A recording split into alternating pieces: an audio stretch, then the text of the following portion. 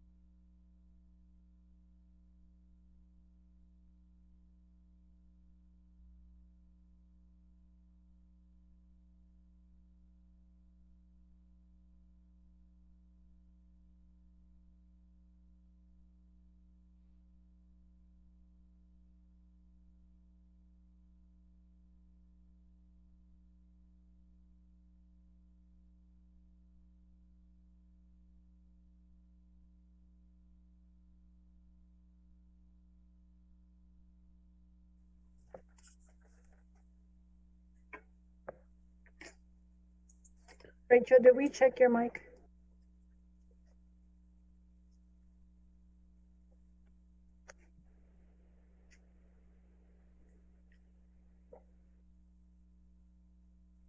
Yes, we can hear Rachel. Well, Sorry, yeah. Yep. I'm going to start the recording. Recording in progress.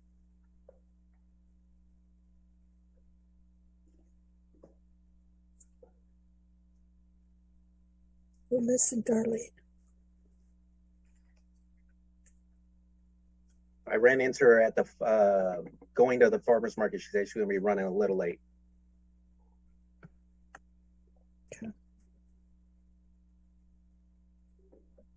Okay, I'm going to start it. Okay. The City Council Local Redevelopment Authority Board meetings are now in session for the City of Riverbank. Today is Tuesday, June 22nd, 2021. The time is 6 p.m.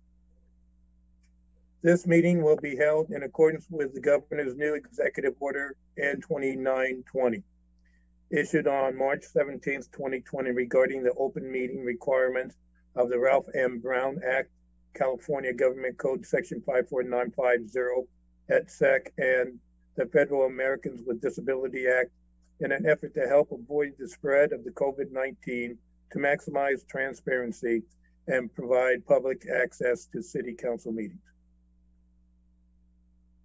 Flag salute. Place your hand over your heart, please. I pledge allegiance to the flag of the United States of America and to the republic for which it stands, one nation, under God, indivisible, with liberty and justice for all. Roll call, please. Council Authority Member District 2, Rachel Hernandez. Here. Council Authority Member District 3, Cal Campbell. Here? Council Authority Member District 4, Darlene Barbara Martinez. Here. Vice Mayor Chair Luis Uribe. Here. Mayor Chair Richard D. O'Brien. Here. There will be no agenda changes. Conflicts of interest. Any council authority member or staff who has a direct conflict of interest on any scheduled agenda item to be considered is to declare the conflict at this time. Councilmember Barbara Martinez, I'm looking for my agenda because I do have a conflict of interest for the Crossroads landscaping and lighting. That would be item 9.1-Echo E. Thank you.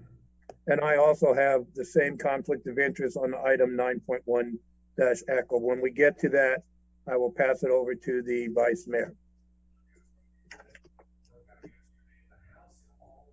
There's no further conflict of interest.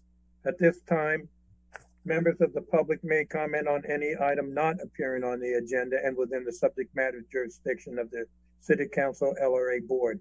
Individual comments will be limited to a maximum of 2 minutes. Under state law, matters presented during public comment period cannot be discussed or acted upon. For those wishing to either participate in public comment or any comment on any agendized item, refer to the last page of this agenda for the public comment procedures via Zoom. Do we have any public comment? Mayor, there is no one wishing to speak, and I did not receive any written comments. Thank you. We're going to proceed to presentations. I have to dig mine up. So we're going to start with item 7.2, presentation, City of Riverbank redistricting process. Thank you, Mayor and Council. And Maricela, thank you in advance. We're going to pull up the presentation here.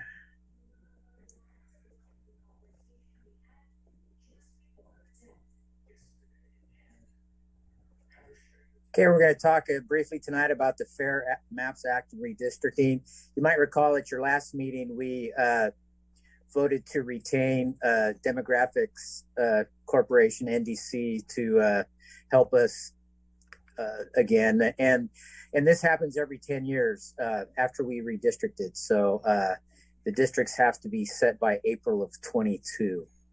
And as you know, in 2015, you adopted a map which created 4 council member districts. Again, NDC helped us on that. Many of you remember Doug Johnson at some of the outreach meetings, I'm sure, and he's agreed to assist us again, and we'll address some of the new requirements, which we'll talk about here shortly. If we could go to the next slide, please. So following each census and using that census as a basis, you are to adopt boundaries for any or all council districts of the city so that the population of the districts is substantially equal. For redistricting excuse me, for redistricting occurring before 2031, the boundaries shall be adopted no later than 205 days before the city's next regular election.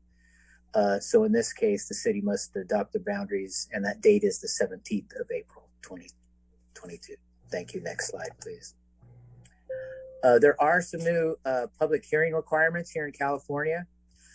Before adopting the final map, the council shall hold at least 4 public hearings at which the public is invited to provide input regarding the composition of one or more council districts. There'll be at least 1 before the council draws the draft maps, at least 2 public hearings after the council has drawn draft maps. At least 1 of those public hearings or workshops shall be held on a Saturday or a Sunday, or after 6 p.m. on a weekday, Monday through Friday. The public hearing shall begin at a fixed time, regardless of its order on the agenda, and the time of the public hearing shall be noticed to the public. The council may have city staff, a consultant, or advisory redistricting commission conduct the pre-map draft map hearings. Public hearings must be accessible to persons with disabilities. And again, briefly, Doug Johnson of NDC will be assisting us in that. Next slide, please.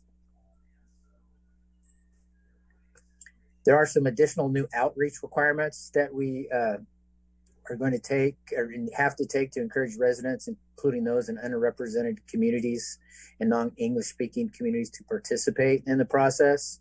And a good faith effort satisfies the requirement and includes providing information to media organizations that provide city news coverage, including organizations that serve language minority communities, and providing information through good government, civil rights, civic engagement, or community groups or organizations that are active in the city, including those active in language minority communities or that have requested to be notified concerning city redistricting. Next slide, please.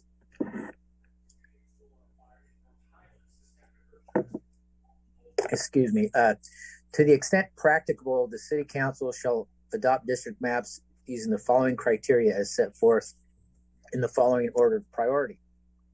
And these are the state requirements. Council districts shall be geographically contiguous. The integrity of any local neighborhood or of community of interest needs to be respected.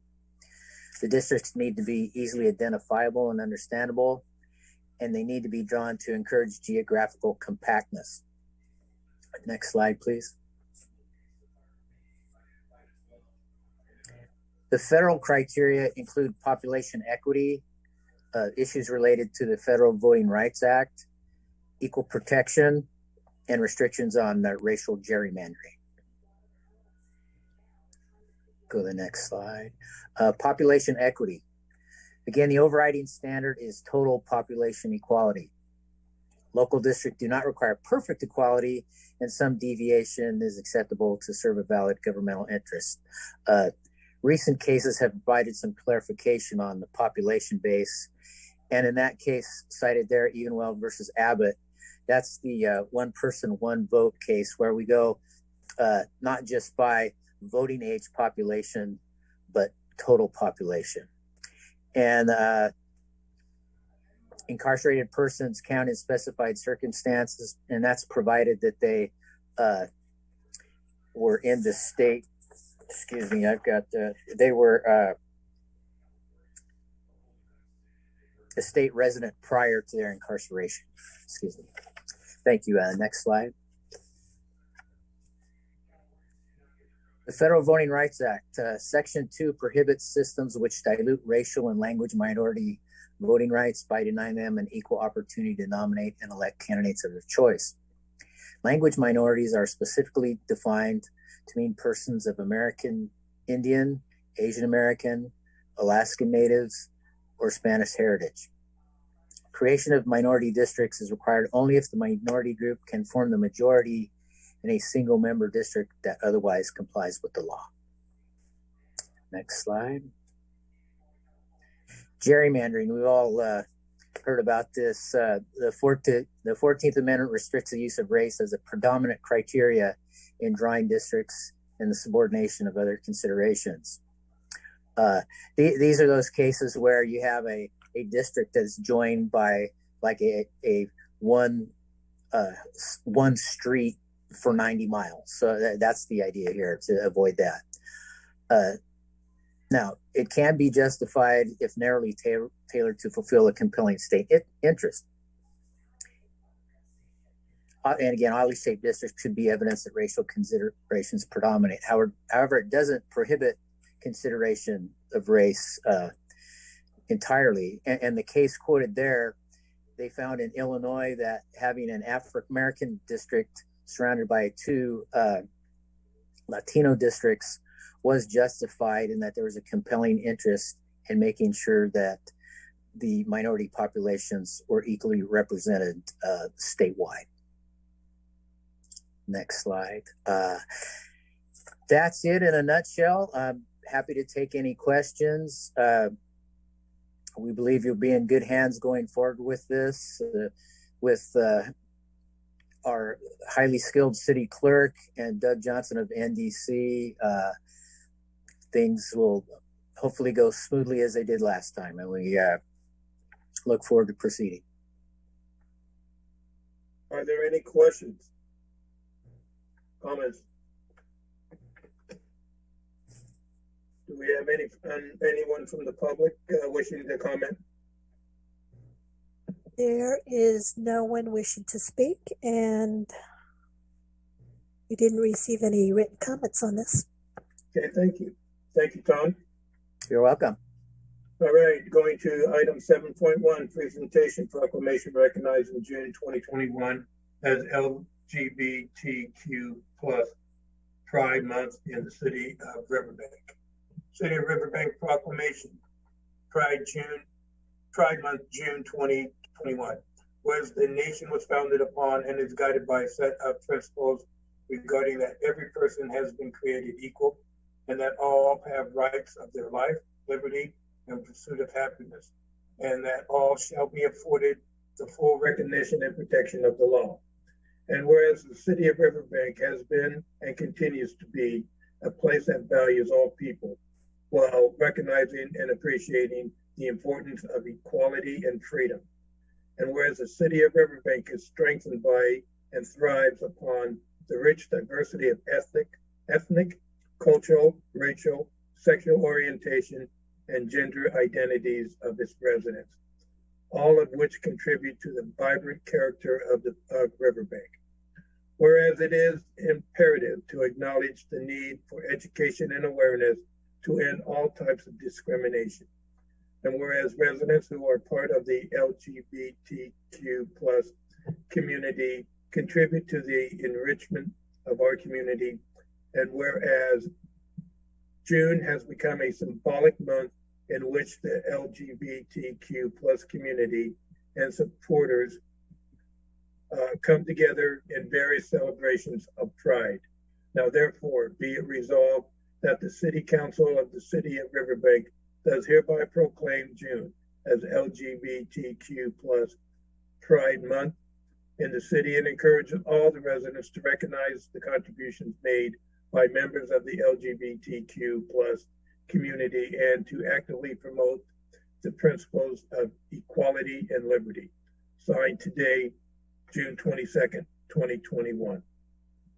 And Mayor, I didn't get a chance because it wasn't until today that I got a confirmation, but I believe we have two members of the Central Valley Pride Center, which serves Modesto and the surrounding areas, on the call, Eric Barnett Lynch, as well as Brittany Hodge, who have agreed to attend and receive the proclamation.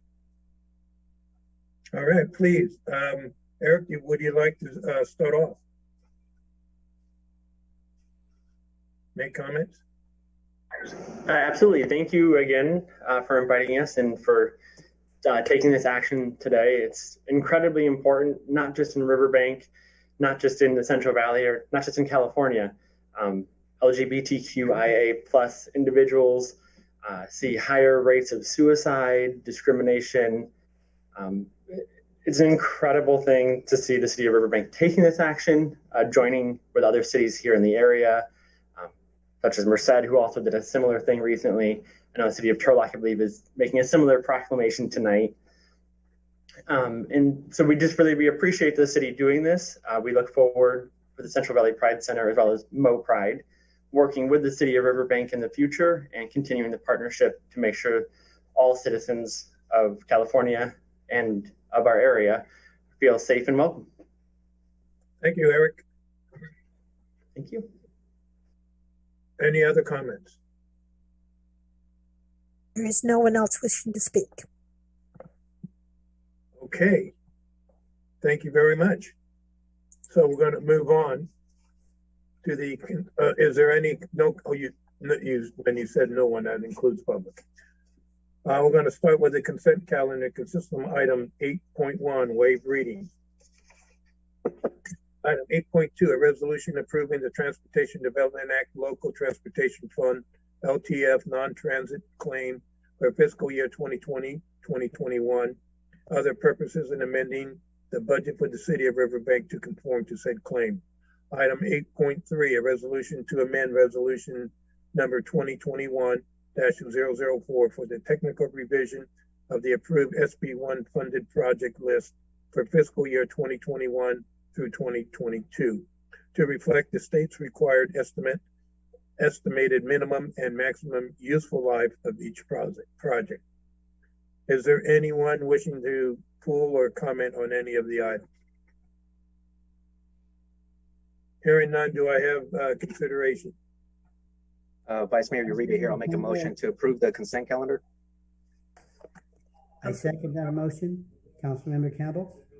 Okay, we have a motion to approve the consent calendar as read by the Vice Mayor and second by Councilmember Campbell. Roll call, please. Council members Barbara Martinez. Yes. Next, council and authority members Barbara Martinez, yes. Campbell. Yes. Hernandez. Yes. Vice Mayor Chair Uribe. Yes. Mayor Chair O'Brien. Yes. Motion passes 5-0.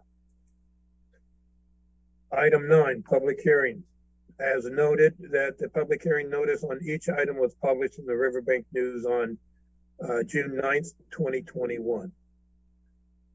Item 9.1, 2 resolutions for each landscape lighting and lighting district to 1, amend and or approve the engineer's report and to levy and collection of annual assessments related thereto for fiscal year 2021, 2022, and 2, ordering the levy and collection of annual assessments for fiscal year 2021, 2022. The districts are 9.1A, Consolidated Landscaping and Lighting District. Item 9.1B, Ridgewood Place Landscaping and Lighting District. Item 9.1C, River Cove Landscaping and Lighting District number 1. Item 9.1D, Sierra Vista Estates Landscaping and Lighting District. And item 9.1E, Crossroads Landscaping and Lighting District. We'll now first receive the presentations on all items. Afterwards, we will go back to each item individually to comment, conduct public hearing, and to vote. First, we will consider the items 9.1 through 9.1A through 9.1D. Sean? Thank you very much, Mr. Mayor. Good evening, Council. Kathleen Cleek, our Development Services Administration Manager, is going to step you through our yearly process of updating our landscaping and lighting districts. There's not a lot, as you'll see here in a moment, not a lot of overly significant changes, but little adjustments here and there based on the workflow that's anticipated. And so I'll kick it over to Kathleen.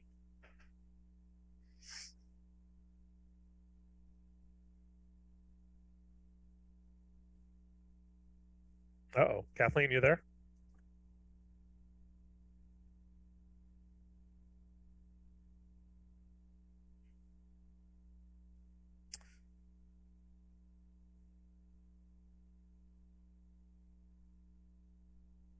It sounds like we might be having a technical issue with Kathleen.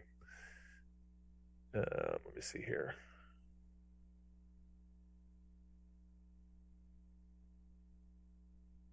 Here we go. Sorry. Okay, there you are. I wouldn't shared my screen and I couldn't unmute myself. So let's just try this again. My apologies. No problem.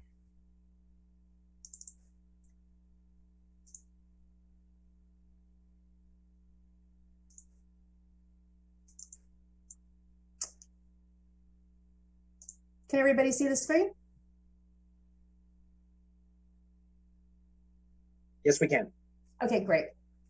Good evening, Mayor, members of the City Council. Tonight we're going through the City of Riverbank Landscape and Lighting Districts for fiscal year 21-22, Consolidated L&L District, Ridgewood Place L&L District, River Cove L&L District, and Sierra Vista Estates L&L District. So the districts were formed pursuant to the Landscape and Lighting Act of 1972. Annual assessments cover the costs of landscape maintenance, street lighting, and capital improvements. District budgets are reviewed annually. So the consolidated district is made up of Courtney Estates, South Bend, Elmwood Estates, Keontae, Sterling Ridge, and Eastwood Estates.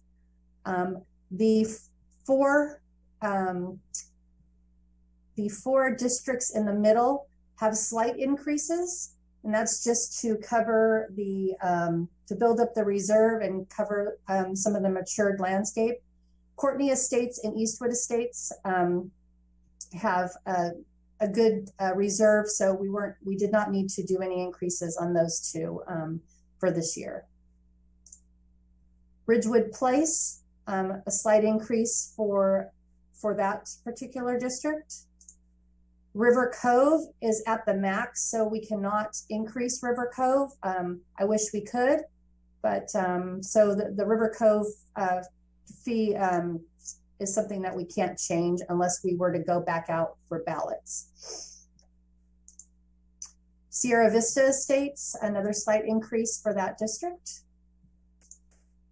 So tonight, we're asking for fiscal year 21 and 22, the engineer's reports and order of levy and collection of annual assessments for the landscape and lighting districts. For consolidated, 9.1-A, Ridgewood, 9.1-B, River Cove, 9.1-C, and Sierra Vista Estates, 9.1-D.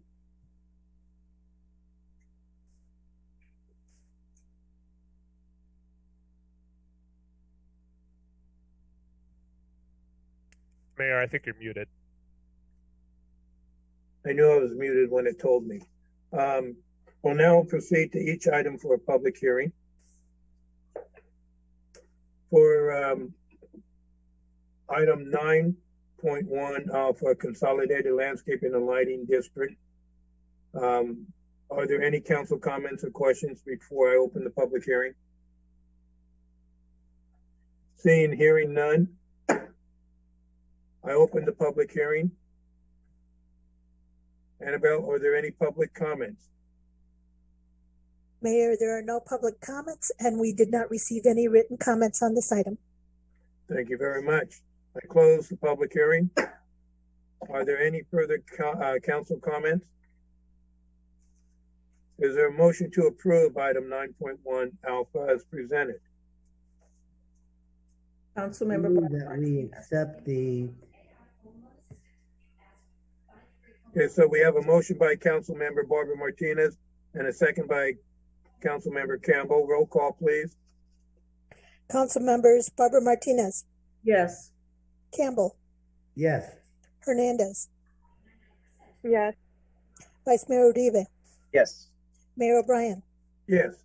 Motion passes 5-0. Item 9.1 Bravo, Ridgewood Place Landscaping and Lighting District. Are there any council comments or questions? Seeing or hearing none, and I will open the public hearing.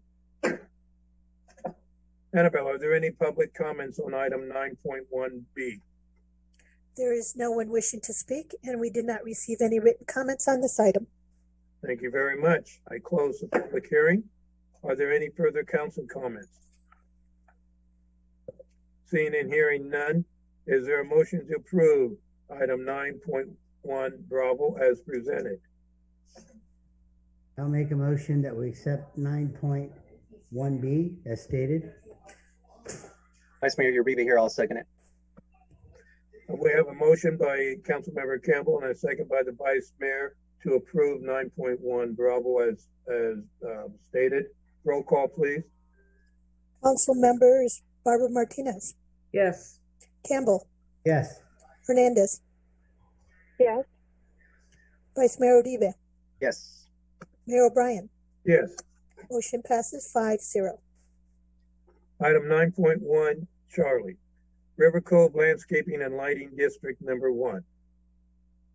Are there any council comments or questions? Before I open the public hearing, Kathleen, I do have one. You mentioned you cannot increase the landscaping and lighting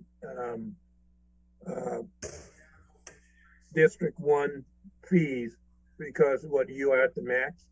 We are at the max, correct, Mayor? Okay, if that is at the max, can you start cutting back on some of the maintenance to make sure that you are balanced? Yes, and we are balanced and we do have a reserve. So we are okay. We're just really selective on what we do in River Cove. Unfortunately, with all the mature landscaping in that area, you know, there's trees that we do have to cut down sometimes. But we work real closely with parks and they help us out a lot. So right now we're doing fine. But yes, if it comes to that, we will definitely have to cut back. All right, thank you. Any other council comments? I open the public hearing on item 9.1, Charlie River Cove Landscaping and Lighting District Number 1. Annabelle, are there any public comments? Mayor, there is no one wishing to speak, and we did not receive any written comments for this item. Thank you very much. I close the public hearing. Are there any further council comments? Seeing none, is there a motion to approve item 9.1, Charlie, as presented? Councilmember Barbara Martinez, I make a motion we approve item 9.1C. Councilmember Campbell, I'll second it. All right, we have a motion to approve item 9.1C by Councilmember Barbara Martinez and a second by Councilmember Campbell. Roll call, please. Council members Barbara Martinez, Yes. Campbell, Yes. Hernandez, Yes. Vice Mayor Uribe, Yes. Mayor O'Brien.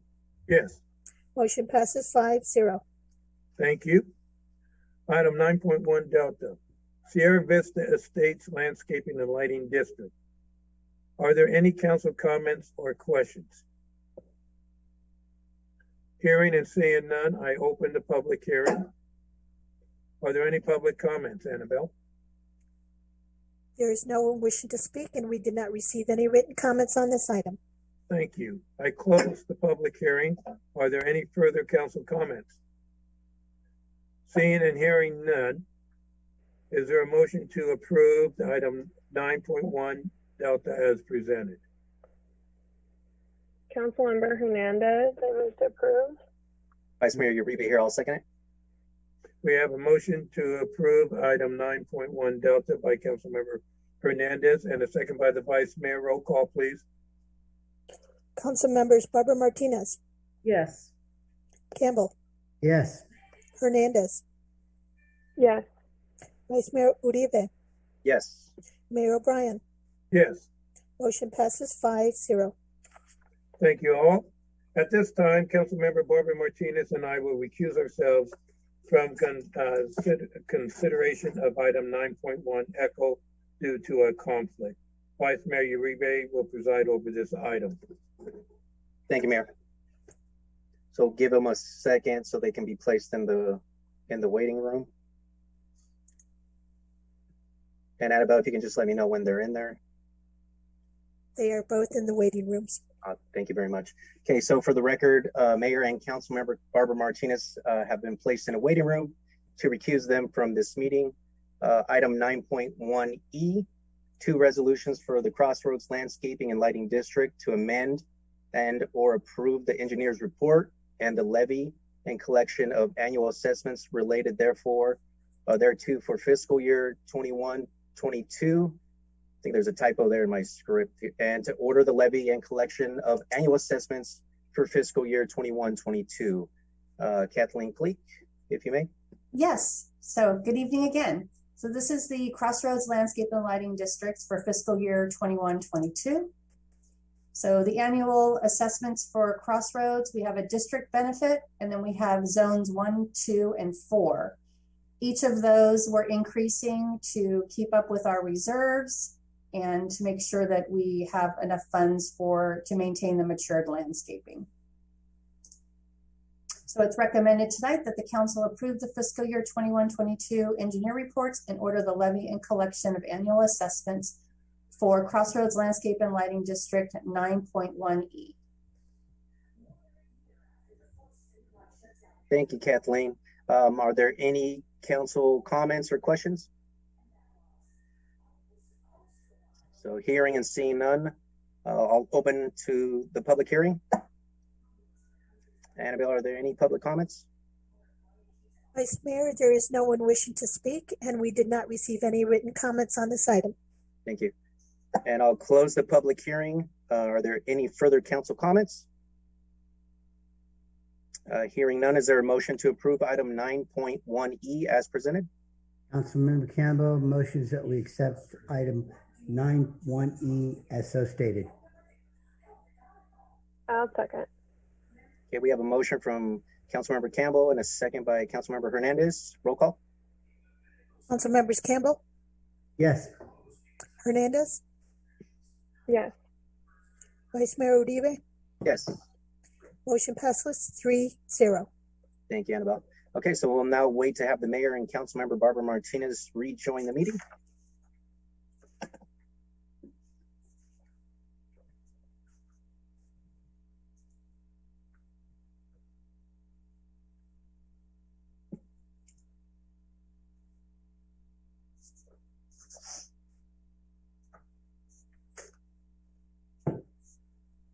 They have returned. Okay, Mayor O'Brien, the meeting is in your hands. Thank you.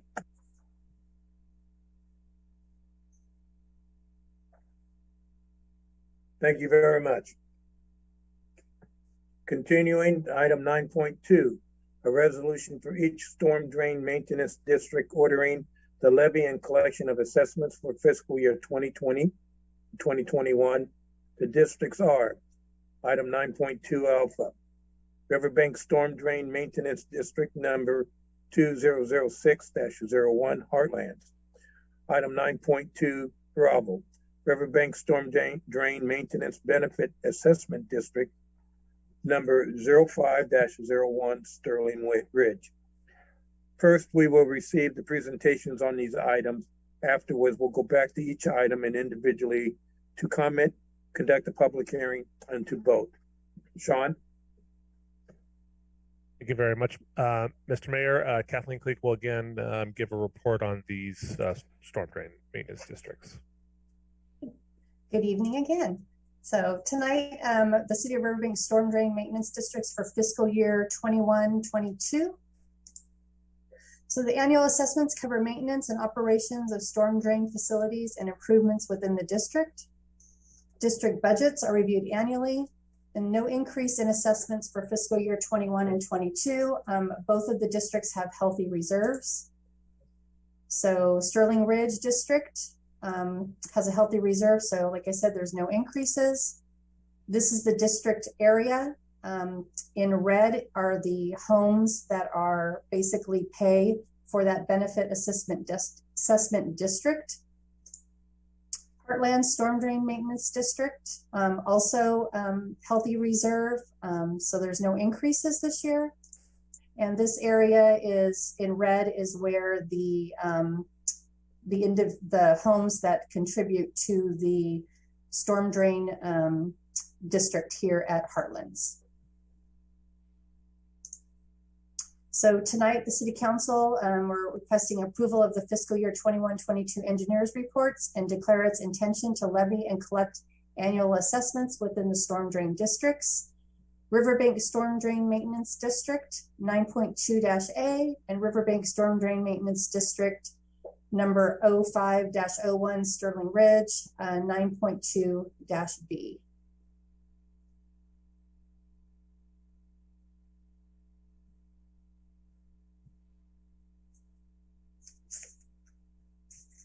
Mayor, you're muted. Oh, I know, it pops up, I'm muted. We will now proceed to each item, public hearing. For item 9.2 alpha, Riverbank Storm Drain Maintenance District number 2006-01 Heartland. Are there any council comments or questions? Hearing and seeing none, I open the public hearing. Annabelle, are there any public comments? Mayor, there is no one wishing to speak, and we did not receive any written comments on this item. Thank you. I close public comment. Are there any further council comments? Seeing or hearing none, is there a motion to approve item 9.2 alpha as presented? This is Councilmember Darlene Barbara Martinez, and I make a motion we approve item 9.2-A. Vice Mayor Uribe here, I'll second it. We have a motion to approve item 9.2 alpha by Councilmember Barbara Martinez and a second by the Vice Mayor. Please roll call. Councilmembers Barbara Martinez, Yes. Campbell, Yes. Hernandez, Yes. Vice Mayor Uribe, Yes. Mayor O'Brien. Yes. Motion passes 5-0. Item 9.2, thank you all. Thank you, Annabelle. Item 9.2 Bravo, Riverbank Storm Drain Maintenance Benefit Assessment District number 05-01 Sterling Ridge. Are there any council comments or questions? Before we go to public comment, Kathleen, again, I have another question. Can you show me the storm districts as it relates to the entire city? As far as, so these are the only two we have. I understand that. The law requires that the entire city be under a storm drain maintenance district. Okay, what we have are just two Yes. that are trying to maintain a storm drain. How do we get everyone to participate in this? Well, I know what's happening is we just have new development. I believe we would have to go out and do some type of balloting. I'm not sure. I don't know if Maricela has any more information on that. Or the legal team, but it seems unjust to charge these homes. How much are we charging them? So Sterling 65 Ridge every year, and another one is 82. And then the other one is 37. 37. Why is that fair to them and not fair to the rest to pick up their fair share? I totally understand. Well, wait. But Kathleen, the services that are provided by these storm districts are only geographically related to those areas, right? Yes. In other words, We can only use the money for this storm drain. And we could also use the money for the outlet, like to their DIs. We can go in and use this maintenance money from this maintenance district to make improvements like pumps or anything to this storm drain basin. And then also we can use the money to clean the drain inlets, put filters in. So this would just be at the Heartlands, which is right there on Oakdale Road. And then the other one is Sterling Ridge, which only affects, so these homes here. Okay, And then I understand that. Okay, maybe this is something we should talk in a strategic planning session on. How do we satisfy the federal government's stormwater policies for the entire city and not just have a couple of areas in a district when the general fund has to pick up everyone else's, correct? You're correct. I think the answer to your question, which I know where you're getting at, which is everybody has some responsibility in town for ongoing stormwater maintenance and responsibility. And if the council recalls, a couple years ago, the legislature changed the definitions within the statute as it relates to stormwater, so that I believe now you can go out for a Prop 218 process to establish a stormwater rate that it wouldn't be like this where it's assessed onto your property. It would be basically something you pay on your utility bill every month, a couple dollars typically. And Tom and or Maricela could probably speak to this a little more directly, but my understanding is that no one has tried to do that yet for fear of challenge, because I think the Howard Jarvis Taxpayers Association had sort of said that they were ready to litigate that if a city decided to go in that direction. And I may have the association wrong, Tom, maybe you could correct me, but my understanding was no one has tried to test that water yet. I believe that's true, and nobody ever wants to be the first case, obviously. Why not? We're the city of action. Yeah. Well, you have to pay for it. You know, no, they have to pay for it to take us on to task. Well, but then we have to defend ourselves, and that's. Well, you know, I mean, in terms, let's just take the legal side of it away for a moment. In terms of just process, it's really not any different than how we assess water and sewer rates. We would create a study, we would come up, Kathleen and her team would come up with an idea about what the total cost is for what we should be doing for our storm system, and you assess that across our 7,000 to 8,000 odd utility accounts, and that's the number that gets added to a utility bill. And then the way, I know Mayor, you know this, but for the public and anyone else listening, the process that 218 establishes essentially is that you issue that study in council. There's a time period where people can review it and comment on it, and then a majority protest must be received for those rates to not go into place. In other words, 51% of your 50 plus 1% of your utility accounts would need to file this very specific process of protest. And so citywide, it's usually pretty rare to see that occur practically, unless there's some sort of massive increase. But the process we do all the time. In fact, we're getting ready to do it on other utility accounts. Consolidated Fire District had a huge assessment fee approved, and there was no backlash on that. And although I'm not proposing a $300 a year assessment on stormwater, but we have to pay for it, and it's an unfunded mandate. So anyway, Kathleen, I'm sorry. I thought I put this out early to get it some answers. I guess we're going to have to talk about it in a strategic planning session. Are there any other council comments or questions on item 9.2 Gravel? I open the public hearing. Annabelle, are there any public comments? Mayor, there is no one wishing to speak, and we did not receive any written comments on this item. Thank you very much. I close the public hearing. Are there any further council comments?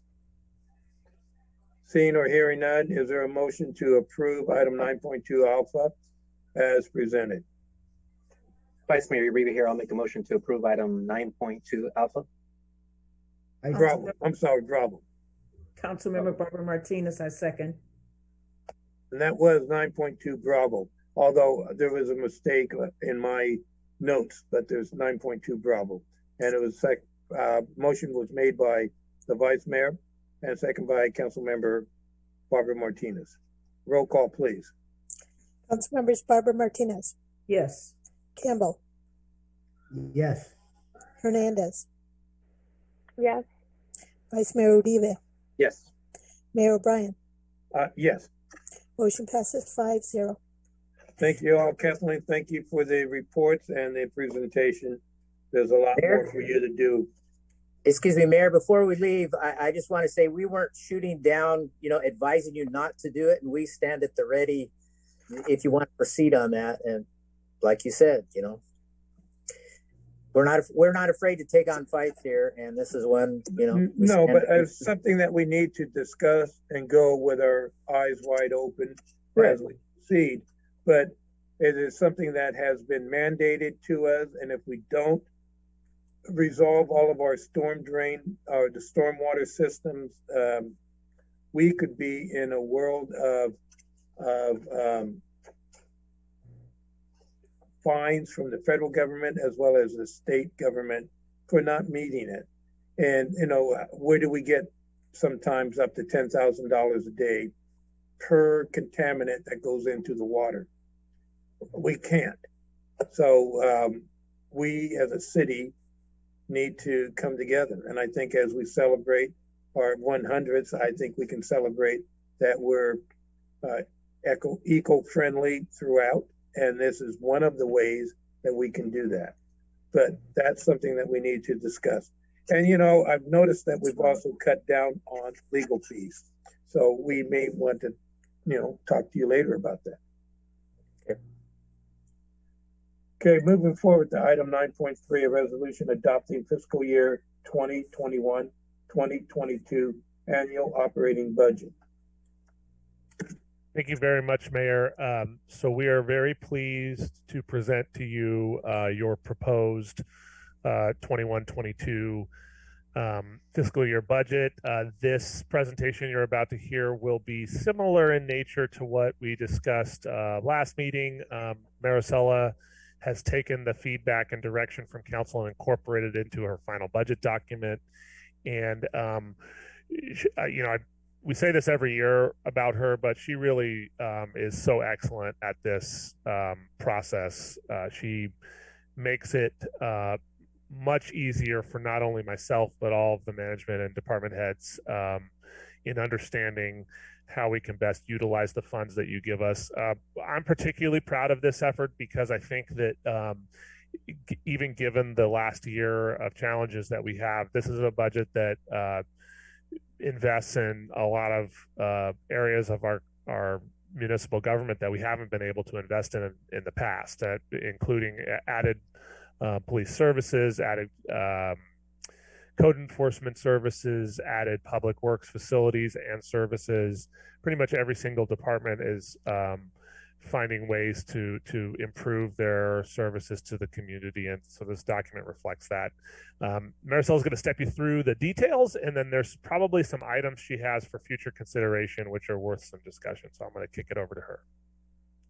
So good evening, Mayor and council members. So as the city manager mentioned, tonight we have the fiscal year 2021-2022 annual operating budget.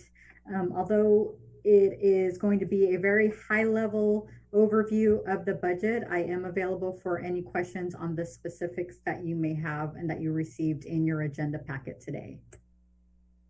So just an overview, we're going to go, as I mentioned, over a high level overview of the general fund, our special revenue funds, our system development fee funds, housing funds, sewer and water enterprise funds. And you'll note from your budget document that you received in the agenda, there's numerous funds that fall within each one of these categories. And so our general fund, during our last city council meeting, we held a budget workshop specifically on the general fund.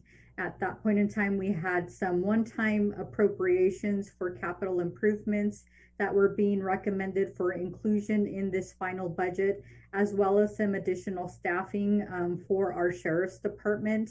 And so after including those positions and capital improvements, we will be looking at ending the reserve on June 30th, 2022 of about 3.4, almost $3.5 million, or 32%. As you'll recall, the minimum that's required by the City Council to be held in reserve is a range of between 13% and 15%. So obviously we are well in excess of that.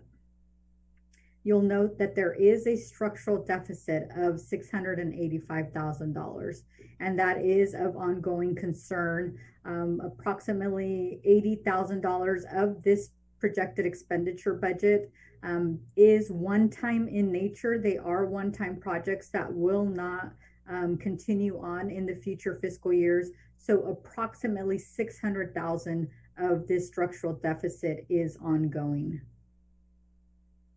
Budgeted revenues for the upcoming fiscal year will increase by 7%. And that's quite a big jump for us because it is almost $800,000 in additional revenue that we will be seeing, particularly when it comes to sales tax. That will be a major factor in our revenues coming up, and hopefully now and in the future as our commercial centers continue to expand. This is just a really quick overview of what our revenue sources have looked like over the past couple of years. You'll see that one-time big jump that we've had in 2017 or 2018-19, excuse me, which was attributed to the final closeout of the sales tax triple flip. And then, of course, last fiscal year, 1920, we did have one-time inclusions of some CRF funds. So a few of the revenue indicators that we discussed during our budget workshop, and that continue to be true. Our State Board of Equalization has authorized a CPI increase for our property taxes of 1.036%. So that has been factored into our revenue estimates. We do have our new housing developments that are underway, both on the east side and west side of Riverbank, who will be continuing to pull building permits in the upcoming fiscal year. We also have the associated revenues that go along with these permits. And so we'll see increases in our VLF property tax swap in addition to property tax and building permit fees. For our sales tax, we've seen consistent growth year over year. We were lucky in that the effects of COVID-19 were very minimal to our larger retailers, due to the fact that they were considered essential, and so they were able to remain open. Our online purchasing, or our share of what's called the county pool, which is where all of the online sales go for all of Stanislaus County, increased to 4.2%, where previously that was at 3.6%. So for the upcoming fiscal year, we're anticipating a 15% increase in growth for our sales tax. And just for you to keep in mind, our top 25 sales tax generators in Riverbank, that's 25 individual businesses, account for 77.3% of all of our sales tax. And our expenditures are also increasing. We're looking at an increase of 9% in the upcoming fiscal year. And so I'll go over some of the major cost increases that we will be experiencing. Here's just a brief little graph that shows you where our funds from our general fund are allocated to. Of course, you'll see that the majority goes towards our law enforcement contract, with additional funds going to salaries and benefits for our staff here at the City of Riverbank. So the major anticipated expenditure changes, we're looking at an 8% increase in staffing costs. That includes not only negotiated cost of living adjustments for 2 of our bargaining units, it also takes into consideration increase in cost benefits, particularly CalPERS, which is our pension fund, and health and workers' compensation. We also are recommending personnel reclassifications over the past couple of years. We've been slowly going through our classifications here at the city and looking to reclassify or make salary range adjustments to positions based on either modified job duties, or to make sure that they accurately reflect what the market is doing in other agencies. In addition, we do have 2 new part-time positions that we are fully funding this upcoming fiscal year, one of them being in development services, and then the other being in public works.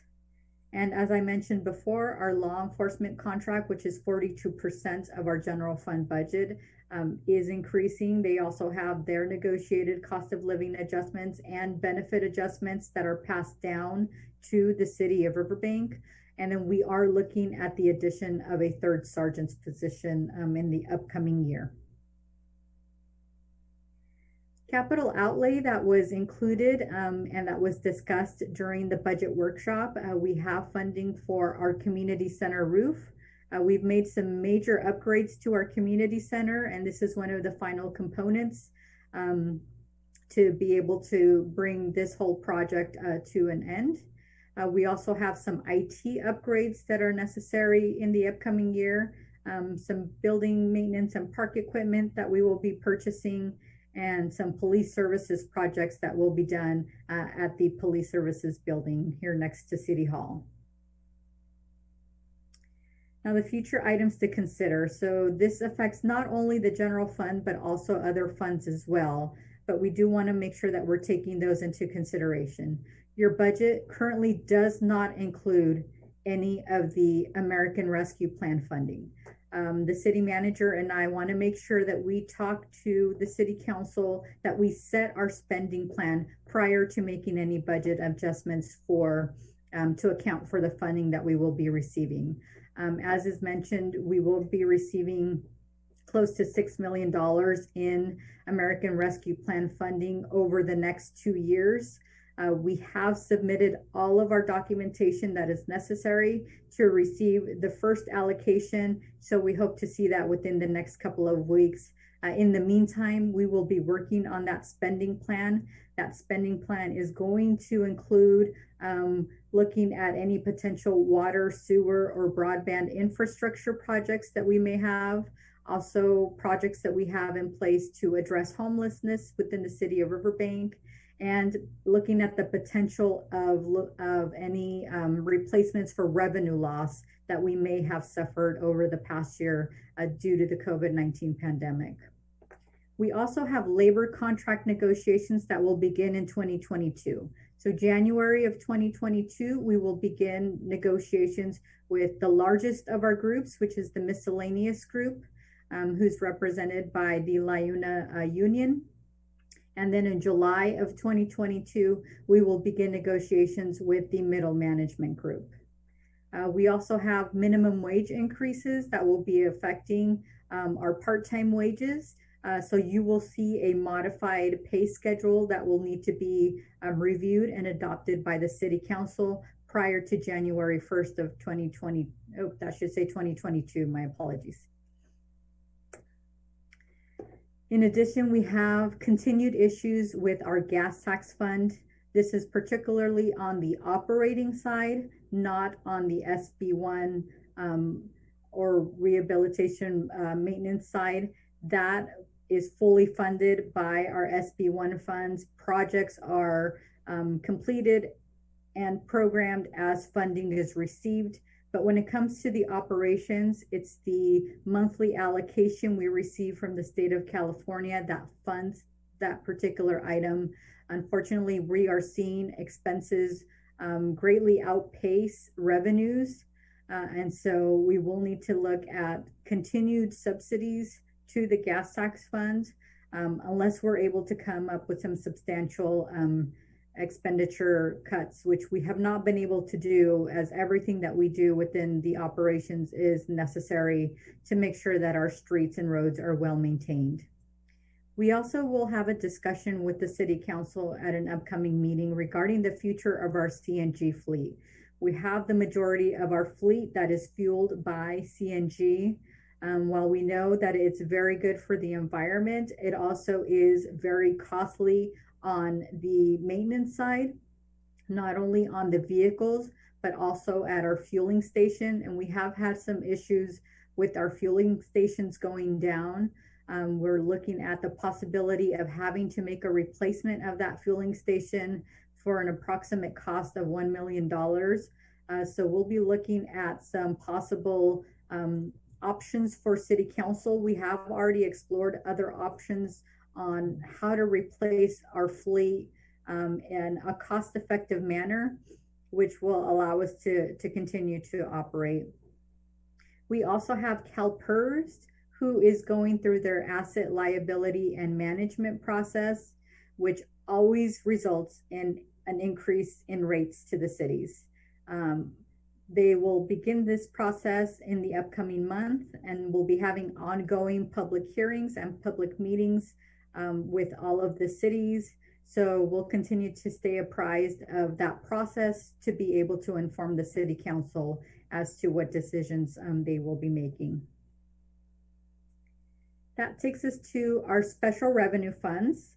Our special revenue funds are legally restricted to be spent on very specific areas. And the legal restriction can come not only from the state of California, it can also come through bond covenants when bonds are issued for particular projects, and also through the direction of the city council, where we segregate certain revenues in order to be spent on only very specific areas. So some of the examples that I'm giving you regarding special revenue funds include our gas tax fund. We have a vehicle tow fund that's been established, and that's funded by a portion of the vehicle release fee that we charge to residents when their vehicles get towed. And then our public benefit fund, which has been set aside by the city council, and that's where all of our cannabis revenue and expenses flow through. So all of the activity of our special revenue funds, we will be looking at estimated revenues of a little bit over $4 million and estimated expenditures of about $4.5 million. So although we are looking at a structural deficit, and this deficit is the difference between the revenues that we're receiving for the current year and the expenditures that we have. And this deficit is then funded by those beginning reserves that we start off with on July 1st. A couple of the funds that are within the special revenue fund are designed to operate at a deficit. For example, our gas tax fund receives our SB1 project funding. We accumulate that funding until we have sufficient to be able to complete a project. So it may take multiple fiscal years to accumulate sufficient funding for one project. And so you're using the prior year's reserve, which includes that SB1 funding we collected, in order to complete a project in a following fiscal year. And the 2 years combined will obviously result in a deficit, since the revenue was received in 1 year but expended in another. Our system development fee funds, that is legally restricted to be spent on projects that are identified in our system development fee program. That program is taken to the city council for adoption. We recently went through an update of our traffic fees, and we are looking at updating some of our other fees, such as parks and recreation, storm, sewer, water. But these fees are all paid by new development, whether it's residential or commercial. And the funding is specifically geared towards the infrastructure that's related to new development. System development fee funds cannot be used to mitigate any impacts of infrastructure that's currently, that has current issues. We can only fund new development. And so overall, the upcoming projects that we have that will be funded through our system development fee program, some of these are taken through our capital improvement plan that's adopted by the city council. And then some come through as new development is occurring. And these projects are programs for the upcoming year. So we have approximately $865,000 in railroad crossing improvements. We have our Roselle and Patterson traffic signal in the upcoming year. We have our Roselle and Morale traffic signal that is currently in progress on the engineering side.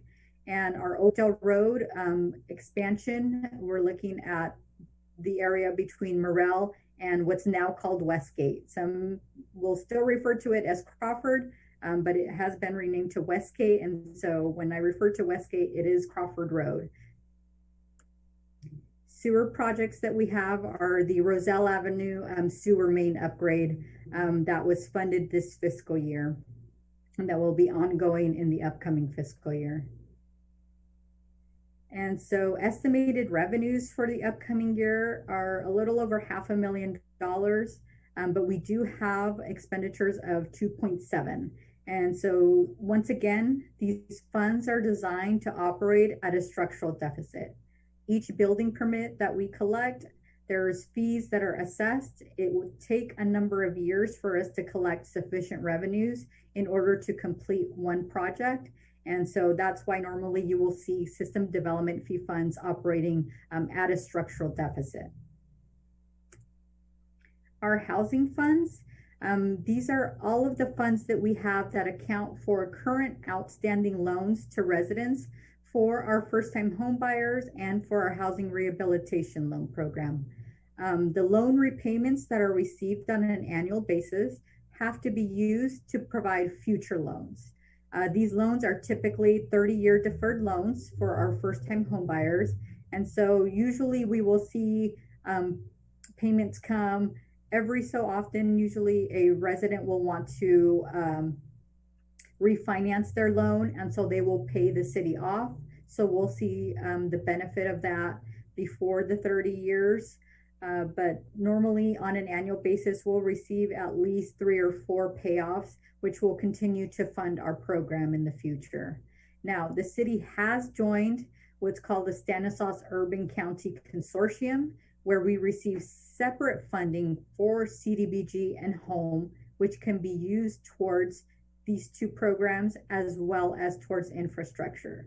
Now, aside from that, the city has its own housing funds that we've established from the past, and those will continue to fund the programs as well. So overall, we're looking at estimated repayments of almost $80,000 in the upcoming year.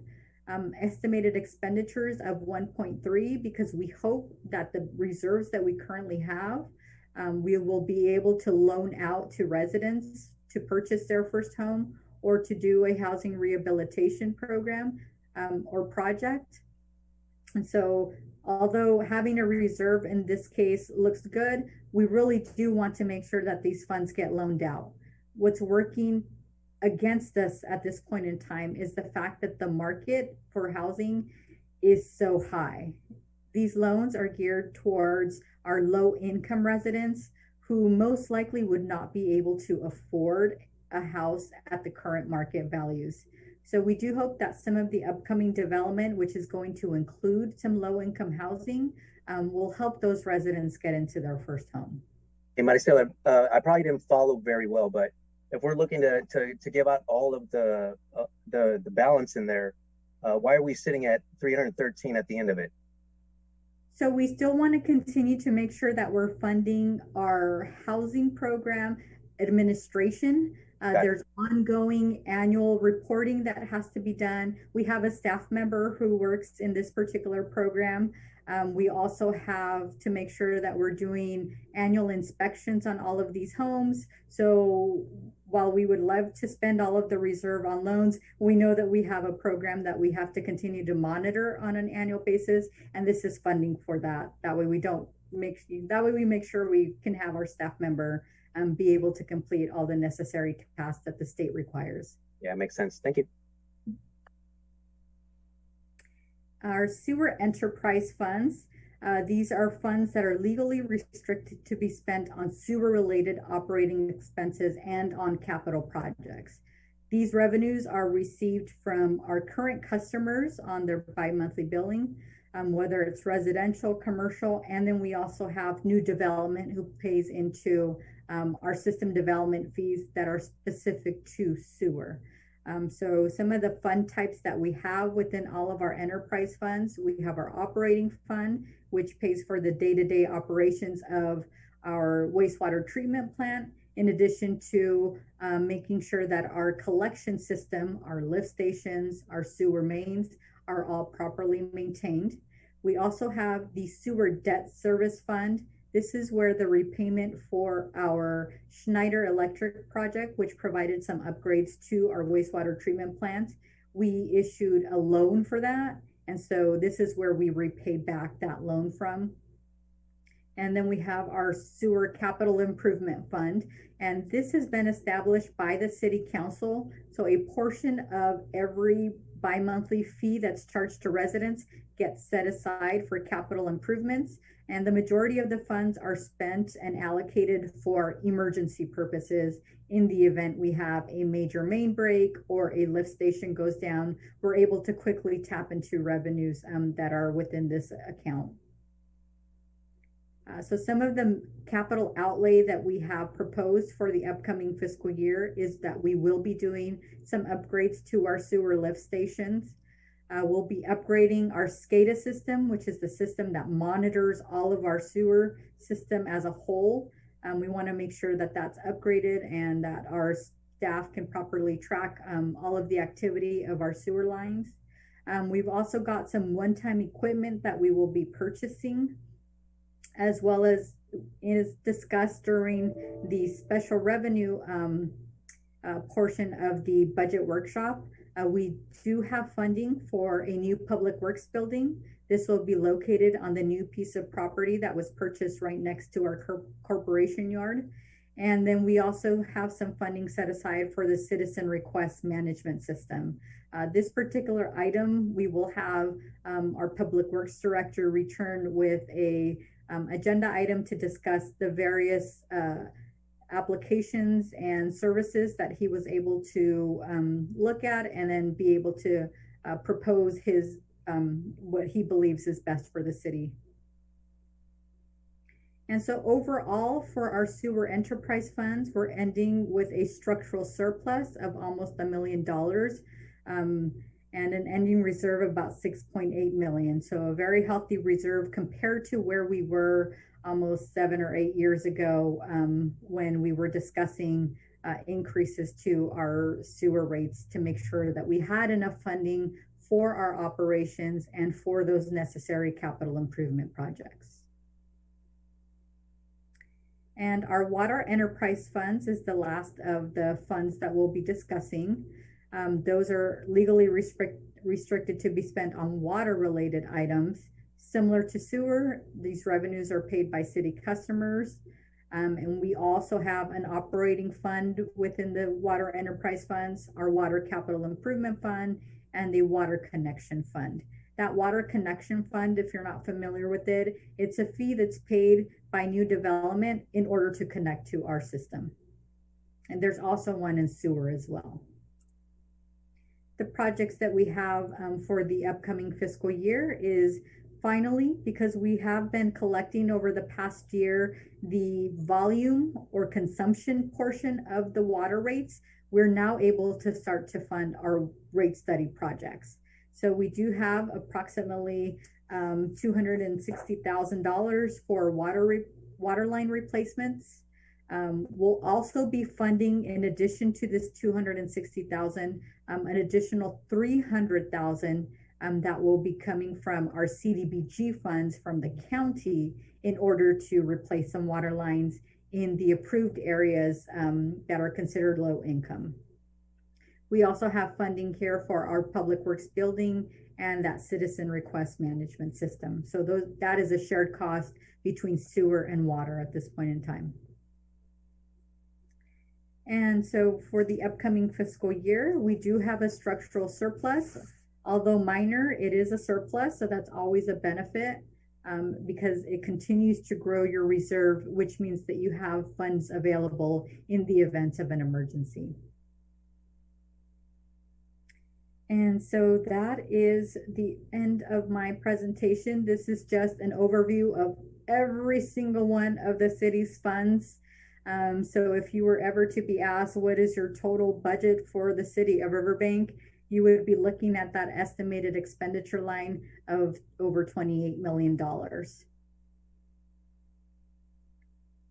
And that is the end of my presentation, and I'm available for any questions you may have. Stella. Any questions, Councilmember Hernandez? Do you have any? I don't. Councilmember Campbell? No, I don't. I think, I just want to compliment Maricela on the great job that she does of taking care of our budget and clarifying it for us. I think she's doing a super job, and she thinks she's got us in good shape for the time being. Thank you very much. Councilmember Barbara Martinez. Yes, I have just a couple questions. The sewer smoke testing that we did, which fund did that come out of? And then, would you give us an example of the citizen request management, wherever that was? Could you give us an example of what projects or, will come out of that? Sure. So our smoke testing came out of our operating funds. If you'll recall, part of the fee that's being charged as on our rates, we included that project, and so it was being collected as the fees were being paid by residents. So it was the operating fund that paid for that project.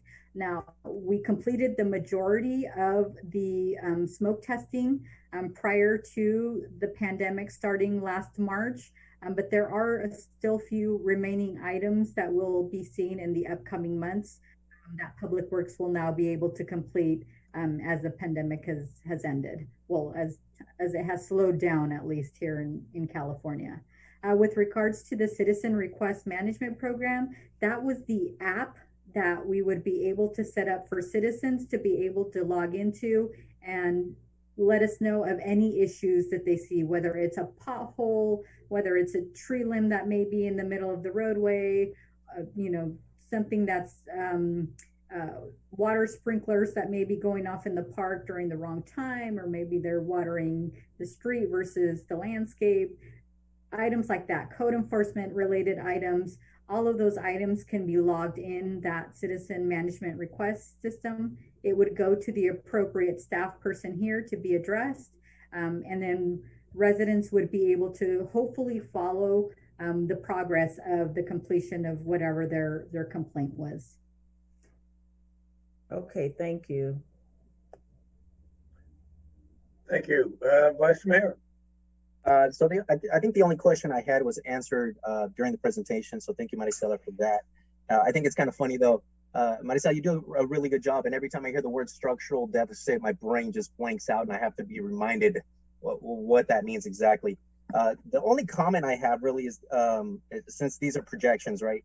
For the general fund, I think mid-year when we have the actual numbers and stuff like that, I think we as a council should set some type of policy to address the CalPERS. I think the mayor's right. I think anything above 30% makes sense, but I also don't want to miss that opportunity. Say we hit 27 or 29, or we just fall right under there.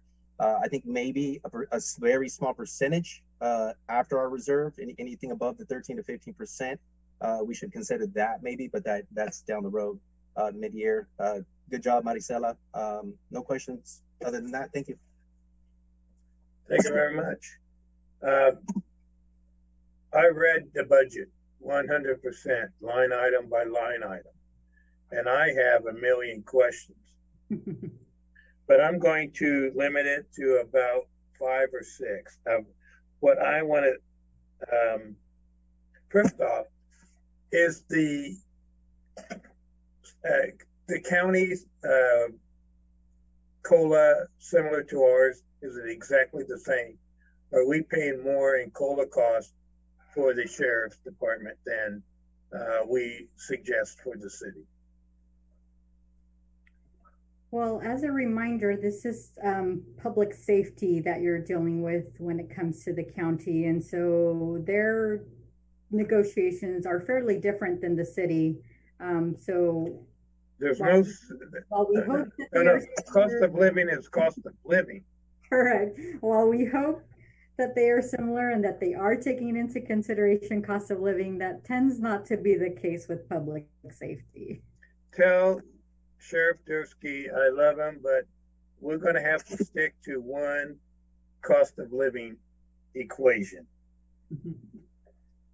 I agree with Vice Mayor on the CalPERS. I think we should start taking a look at a percentage above 20% set aside. I think we almost had an agreement with the employees, but we never went back. I want to go, not we don't need to go back to start setting it aside and then ramping up something where we can invest and come out a little bit better than what we're doing. I unfortunately had too much time on my hand. I read the 109 DOE, ERAF. I tell you what, the fees from the counties are excessive. And when we go into negotiations for property tax and everything else, fees alone are excessive. If we are only getting 6%, or let's say after everyone gets paid, 70% to the county, 30 to us, we should be saying, well, county, pick up our 70% of the fees that you take, so I can only pay 30%. Sean, you're not smiling. And I think that's part of our negotiation. I've looked in the future, and although I'm not someone who can predict it, but after 30 September, the $300 federal, state, whatever, $300 a week for those not working goes away. A lot of that is done on online, but a lot of that contributes to our sales tax. And if you take a look at a $15 an hour job being paid for unemployment plus the 300, a lot of the companies are having to offer $25 an hour for a job, which means what? Inflation is not too far behind. I know that we are saying what we're going to get over the next year is a substantial growth in sales tax, but at what cost? So I want us to be very cautious as we look in the future for funding from the sales tax.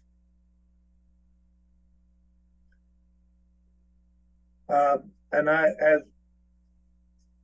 as we go forward on this citizen request management safety system, let's make sure it is a complete system for the city. I would like to have, click on an app, I can report a pothole, I can report a tree down, I can go in to do the same thing for applying for a business license or anything else like that. So I know I'm preaching to myself, but I like preaching to myself. And again, on the enterprise systems, I think that we have a good management of it, but as we move forward, we want to make sure that we are adaptive to some of the new areas. Those are my comments. Annabelle, are there any public comments? Mayor, there is no one wishing to speak, and we did not receive any written comments on this item. Right, are there any other council comments? And you guys can really go say, hey, Mayor, you're out there too far.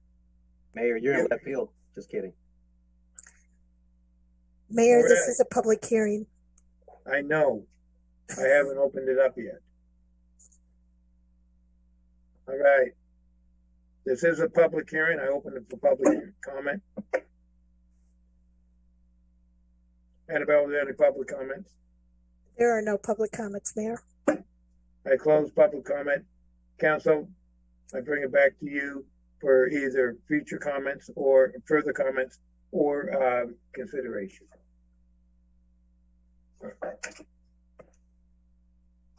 Okay, so Vice Mayor Uribe here. I'll make a motion to approve item 9.3.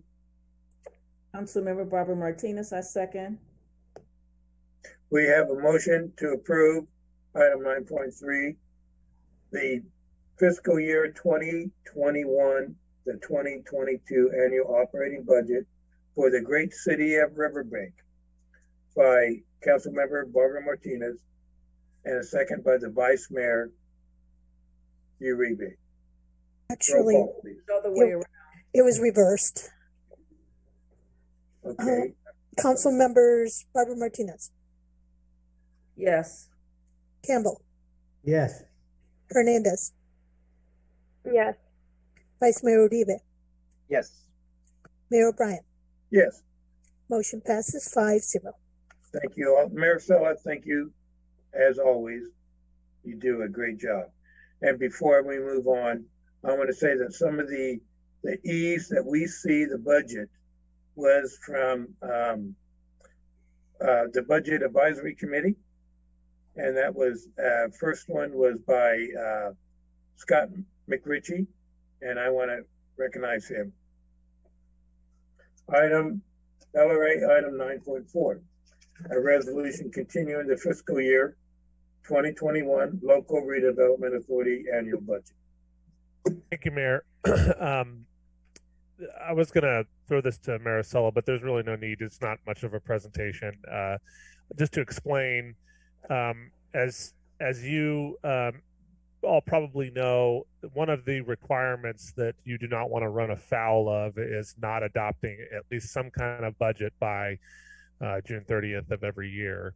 And it was a little bit of a task this year as it related to the LRA budget, because as council is aware, we are right on the precipice of having a completed or a draft document for council consideration of approval to our master developer.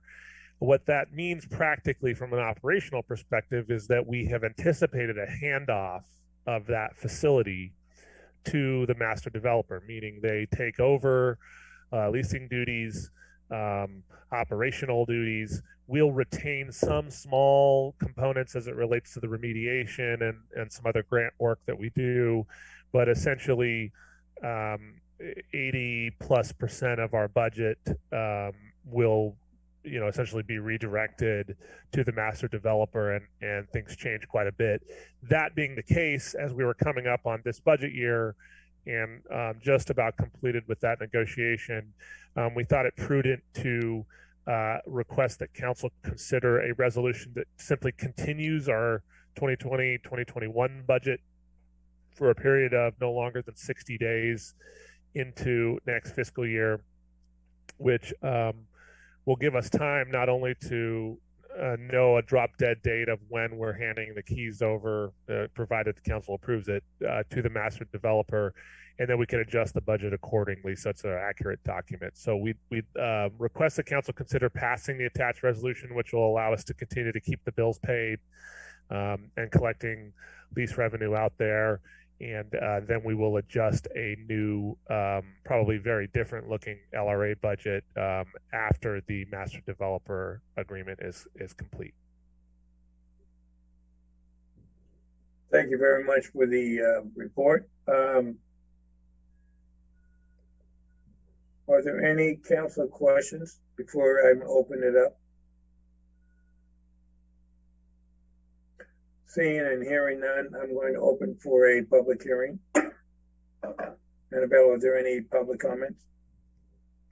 Mayor, there is no one wishing to speak, and we did not receive any written comments on this item. Thank you very much. I close public hearing. Sean, with this not adopting a budget, I know the federal budget is in October. Do we have to complete this by October, before October 1st? We'll need an adopted budget by the end of August, at the very latest.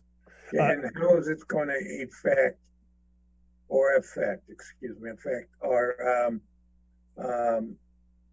transition from the Army? Will it affect it? No. Okay. Seeing that, any other council comments?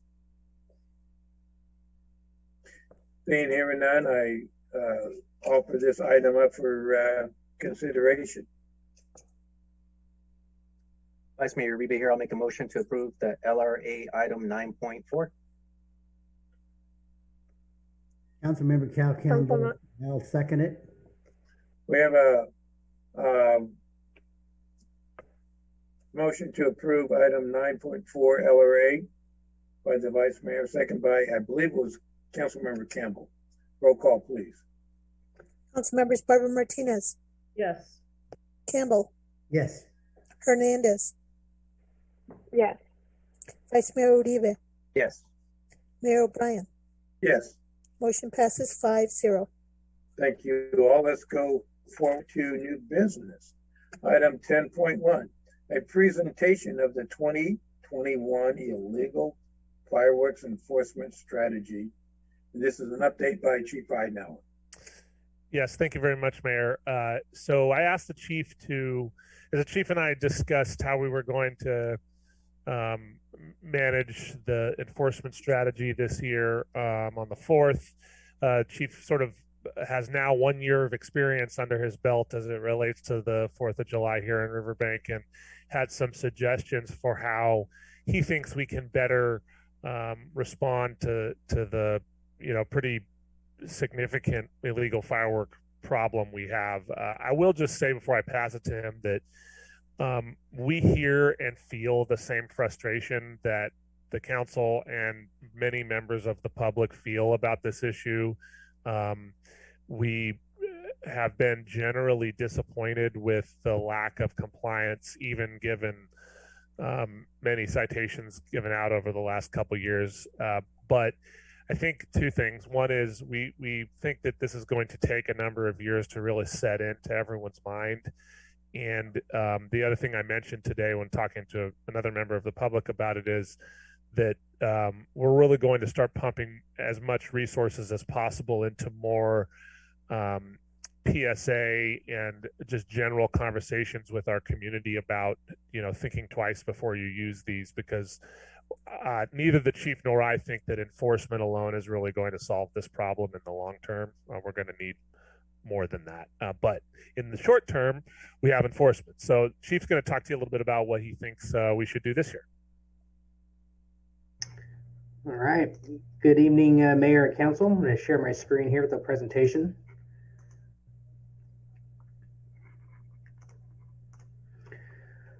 All right, so for 2020, we talk about last year and then going forward to this year, 2021, the illegal fireworks that occur not just across Riverbank, but across the county and across the country. And it's a very large problem, and it often takes a lot of the times of my colleagues and myself is talking about enforcement strategies and how we move forward to reduce this illegal activity.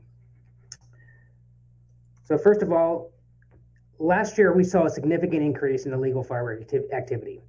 Now, we're not sure if that's directly related to COVID, but it sure seemed to be a large increase from years past. From my personal experience, my 21 years as a law enforcement officer, it was quite a bit more last year. The interesting thing that we noticed, it's not an official study, but it seems we have about 50% of the population that is totally against the illegal firework activity, and then you have about 50% that doesn't think it's a big deal. Well, it is a big deal because it prevents it's a huge public safety issue for our community. It directly relates to injuries, loss of property, and even loss of life. This year, it's even a bigger issue because of how dry the year is. The risk of fire danger and injury is a real concern.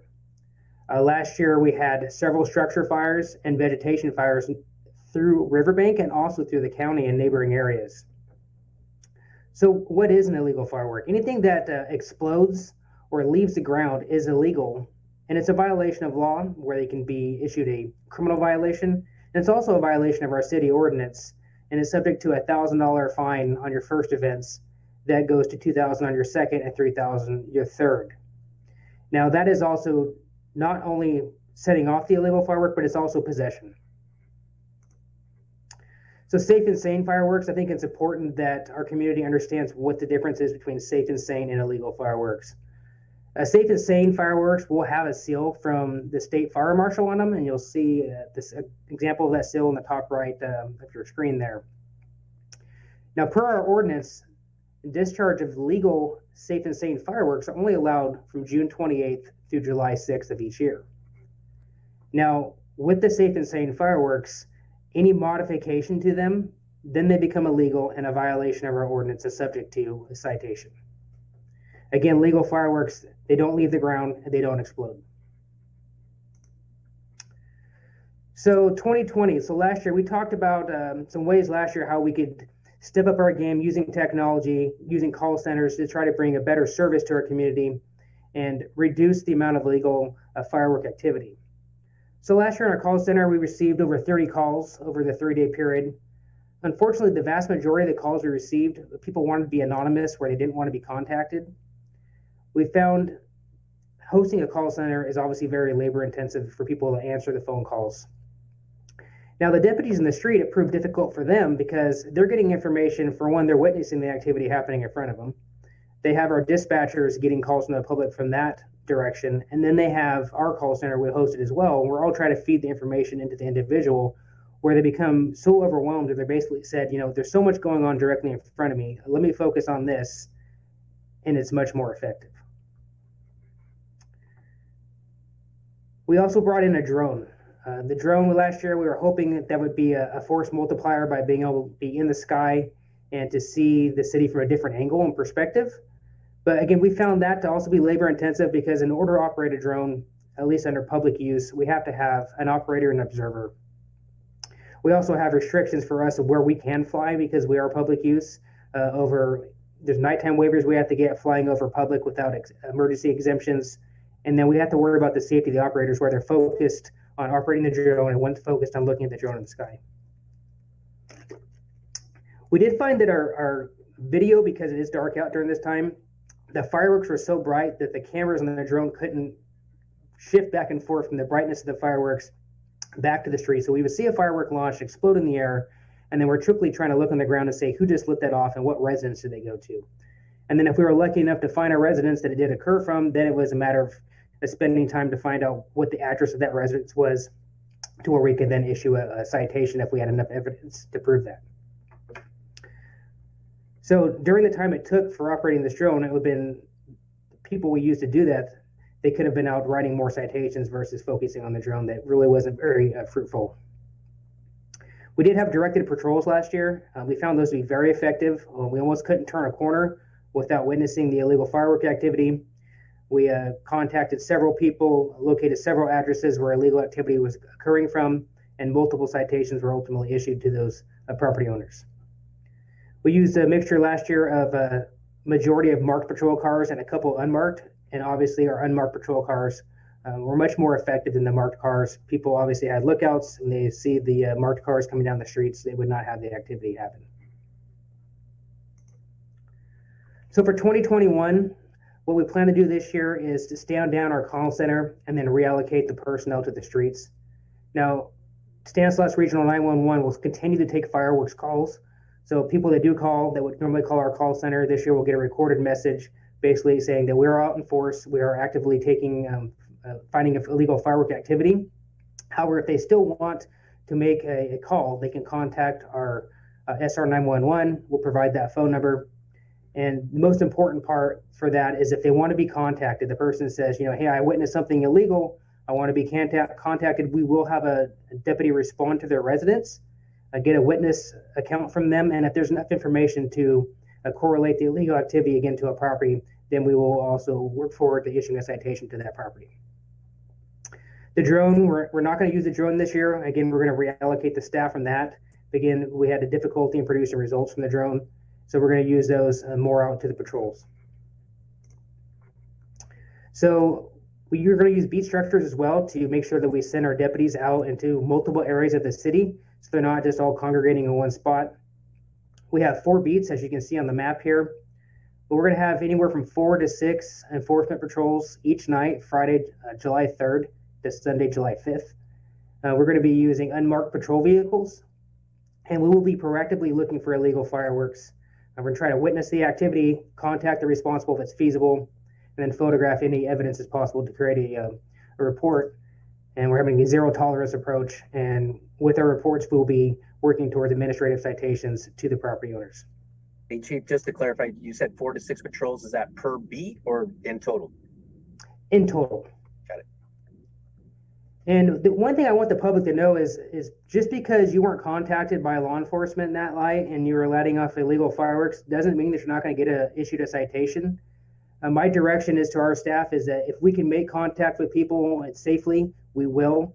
However, if there's going to be large parties, people are drinking very heavily, the last thing we want to do is to get into an argument or some kind of escalation with people over illegal fireworks. So my direction is to take the evidence that we have there, we will issue an administrative citation, and hopefully the following year that people realize that it's not a good idea. So again, just because you don't see us make contact with somebody, we are still out there, we are still taking action, and there will be citations issued for the illegal activity.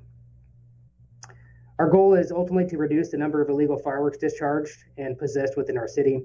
We want to reduce the fire dangers and any injuries that threatens the safety of our residents in the city. So we want everybody to know to call us. Non-emergency dispatch number is here on the board. It's 209-552-2472. Now the dispatch center does get hundreds of calls during the 4th of July weekend, but we do take each and every call in. They dispatch every and each call over the radio. If someone doesn't want to be contacted, they simply say, illegal fireworks, this address, this location, and where it's at. So if we hear a lot of activity coming from one particular area, we will direct personnel to that area to take enforcement. The biggest part is we need the public's help. We really need your help to call us if you witness something illegal and be willing to give us a witness statement so we can take that directed enforcement to people. So in the end, that's our strategy for 2021. We hope it's going to make an impact on the community, and we hope that people, do the right thing. I get that people don't think fireworks are a big deal, but they are, especially this year as dry as it is. The dangers of them. I'm also the commander of our bomb squad for the county, and fireworks actually cause more injuries and death to both bomb technicians and the public than high explosives. So it's a very serious and real threat. And if the fire chief was here, he would tell you how serious that threat is to our community as well. So I bring it back to the mayor and council if they have any questions.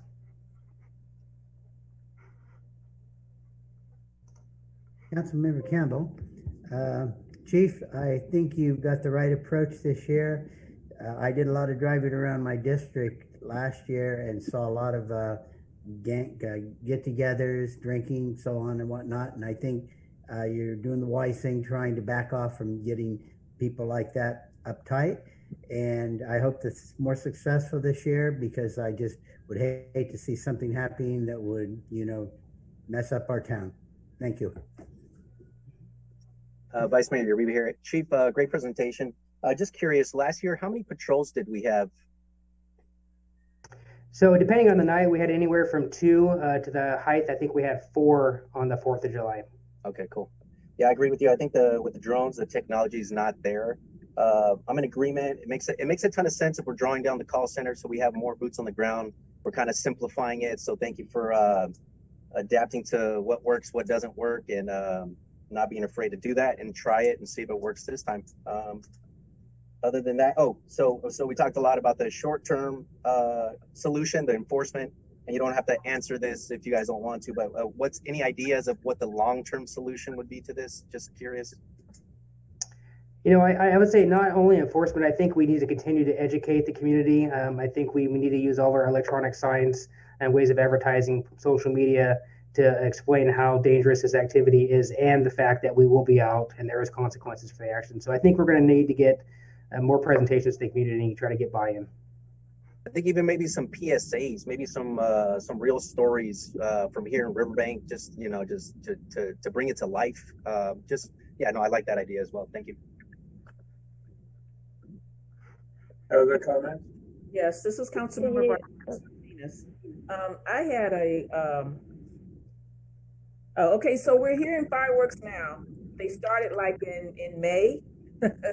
And, here we are almost at the end of June, and we still hear a lot of fireworks right now. So the public, if they want to, they can still call that non-emergency phone number to make a report of what we're hearing and seeing right now. That is correct. Okay.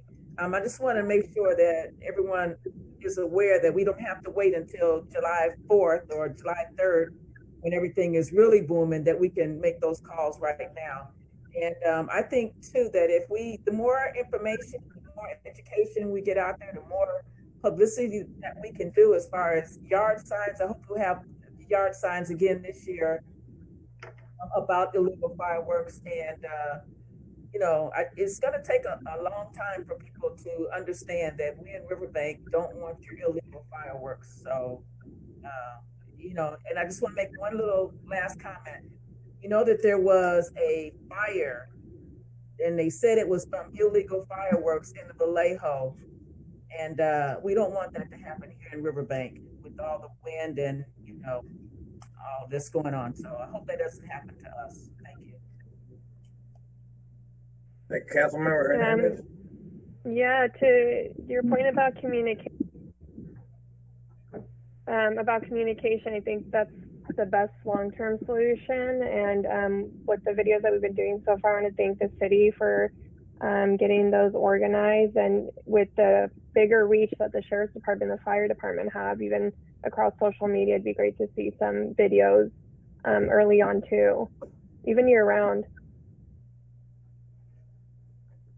Thank you all. Before I go for public comments, I have a couple of comments. Chief, I went out on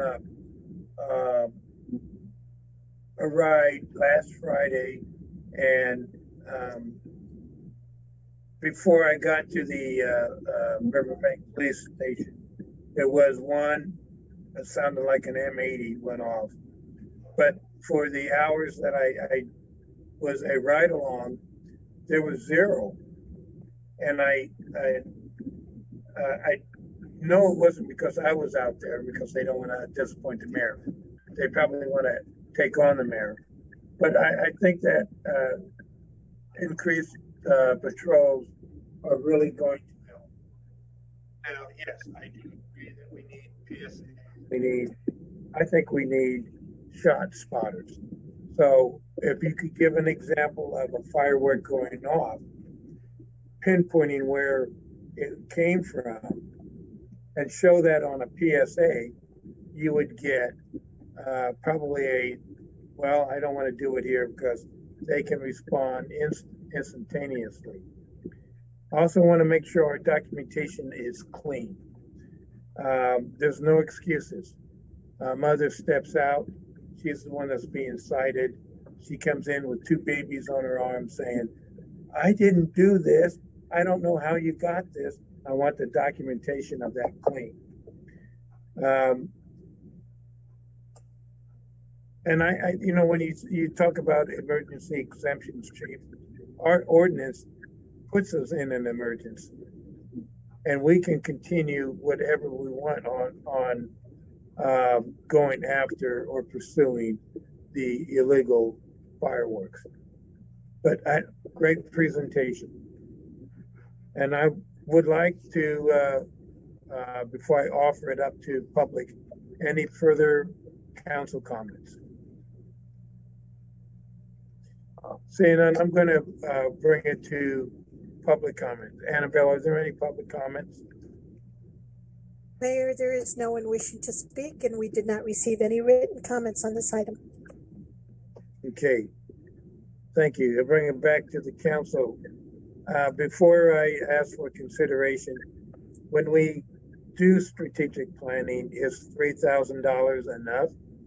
Can you imagine being part of Santa Rosa, where half the city was destroyed by fire, no matter how it was created, enough of a fine for either an entity or an individual? I think we need to talk about that as we move forward. But I'm going to move forward. Is there anyone wishing to accept the chief's comments and to move forward on his plan?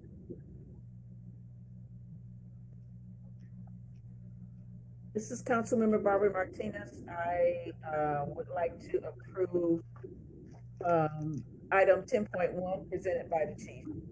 Vice Mayor Reeby here, I'll second it. Okay, Chief, we are approving your plan as presented by Councilmember Barbara Martinez and by the Vice Mayor. And again, I really appreciate what you are doing. We don't need a roll call on this, I believe, correct? Well, actually, you took a motion. You took a motion. So we need, okay, then a roll yes, call. I will do a roll call. I thought consensus would be okay. Go ahead. Council members Barbara Martinez, Yes. Campbell, Yes. Hernandez,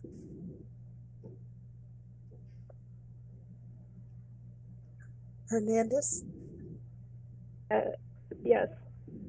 Vice Mayor Uribe, Yes. Mayor O'Brien. Yes. Motion passes 5-0. Chief, again, thank you, and invite me along for next week when we go after fireworks, because I didn't see any last time I wrote. All right. All right, item 10.2 of resolution adopting the mayor and city manager to execute a landscape and a maintenance agreement with Caltrans for Calendar Avenue Complete Street Project, Caltrans permit number 1020-NMC-0020, subject to any minor revisions recommended by the city attorney, in addition to any recommended changes suggested by the City of Riverbank's Risk Management Authority. Thank you very much, Mr. Mayor, and thank you, Council. This is actually a fairly standard agreement that Caltrans requires on really any improvements that are made not by Caltrans to their right-of-way.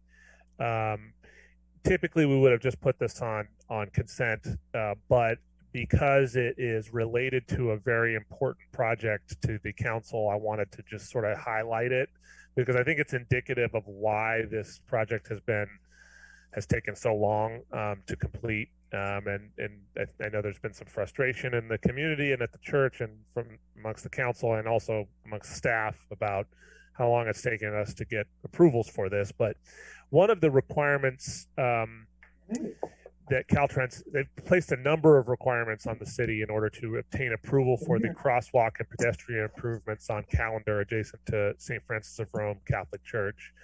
For those that don't know, this project includes a lighted crosswalk across Atchison or Highway 108, Calendar or Highway 108, and medians, sidewalk improvements, lighting, storm drainage improvements. It's a complete streets project and is going to look very, very nice when it's completed. The city, Kathleen and her team have designed, figured out a way to fund this project, including obtaining grant funding for this project. So it is being funded entirely by either the city or the grant funds that we've obtained.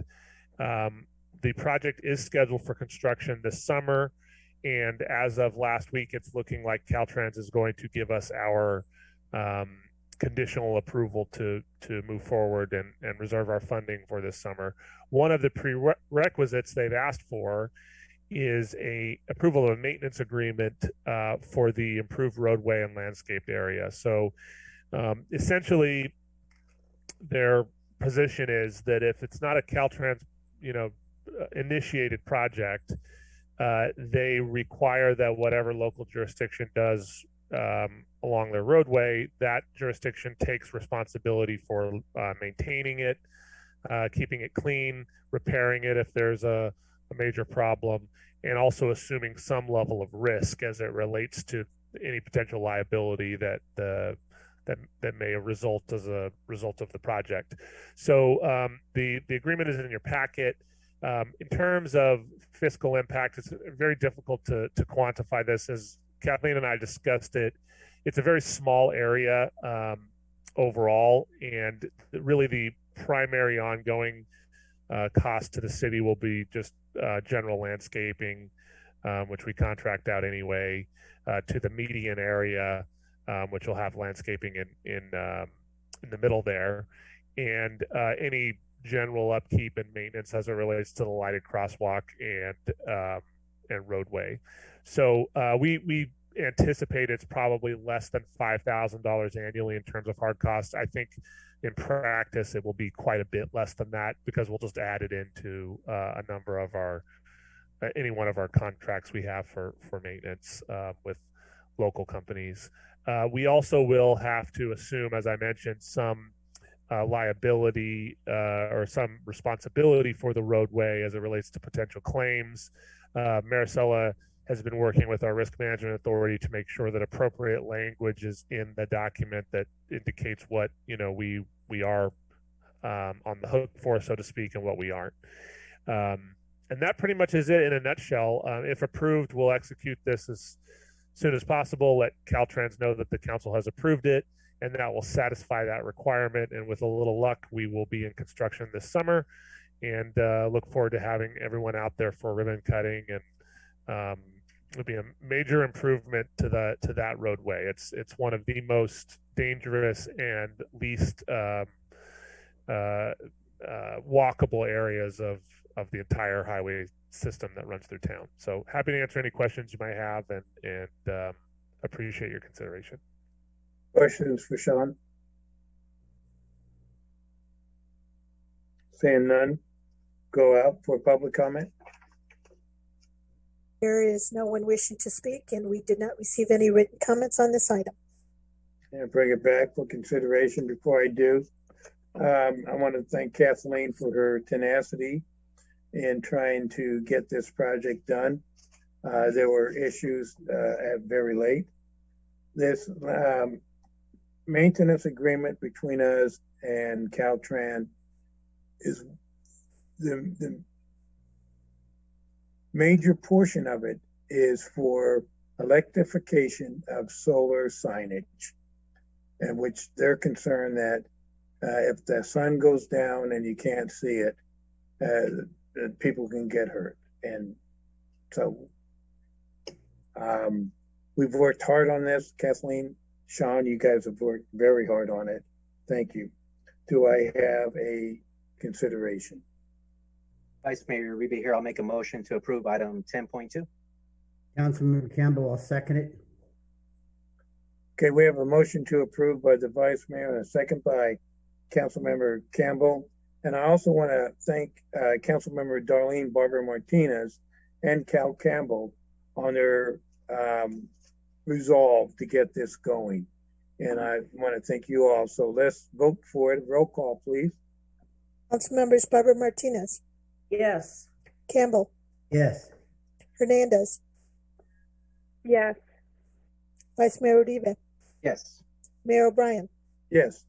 Motion passes 5-0. Thank you all. We're now going for comments, staff. Yes, thank you, Mayor. I have a number of items this evening. First of all, I just want to mention, because as I listen to Maricela's report and think about a lot of the discussions she and I had as we went through the budget this year, and think about just in terms of perspective, how far the city has come from 4 or 5 years ago when our reserves were dwindling to below, well into the low single-digit numbers.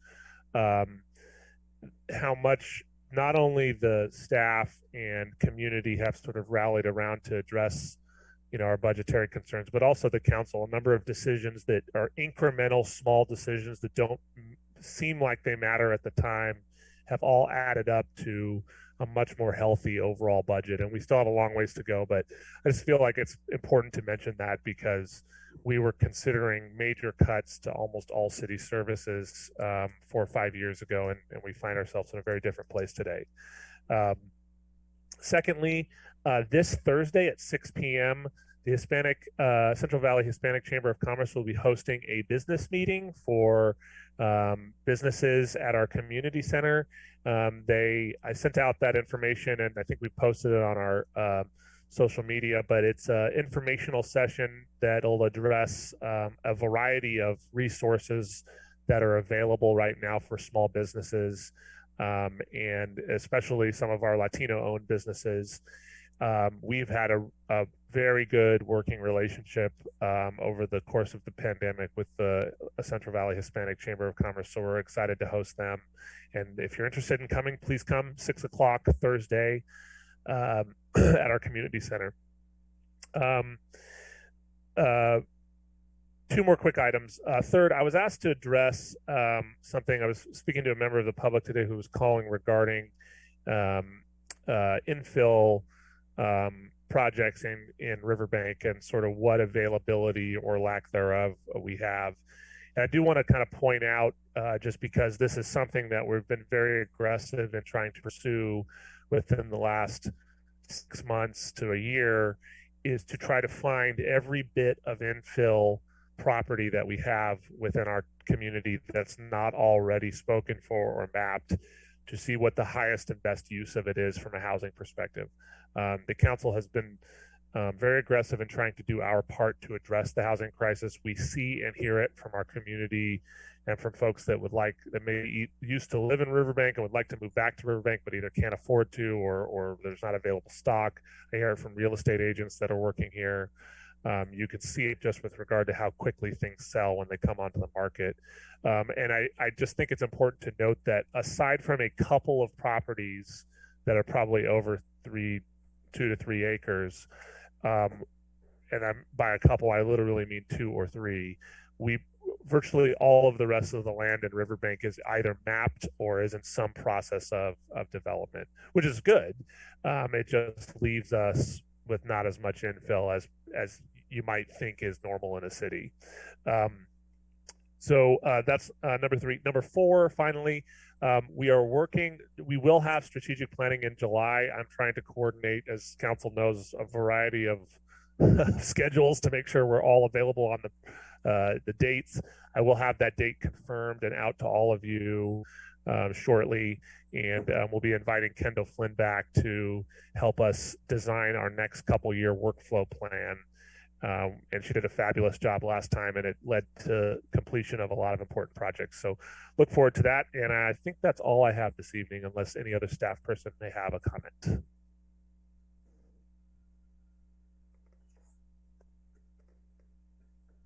Any further staff comments? Hearing, seeing none. Councilmember Hernandez.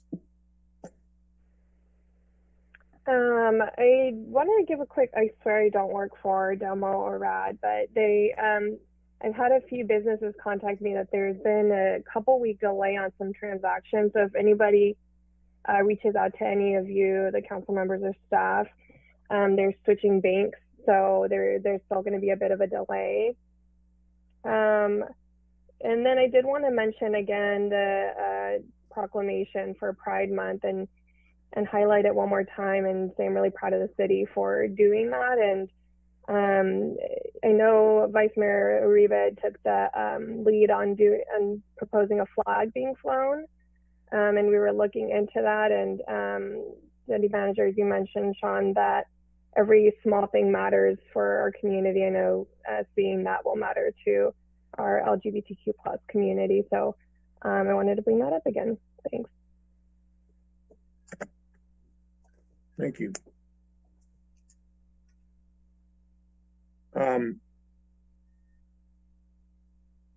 Councilmember Campbell, please.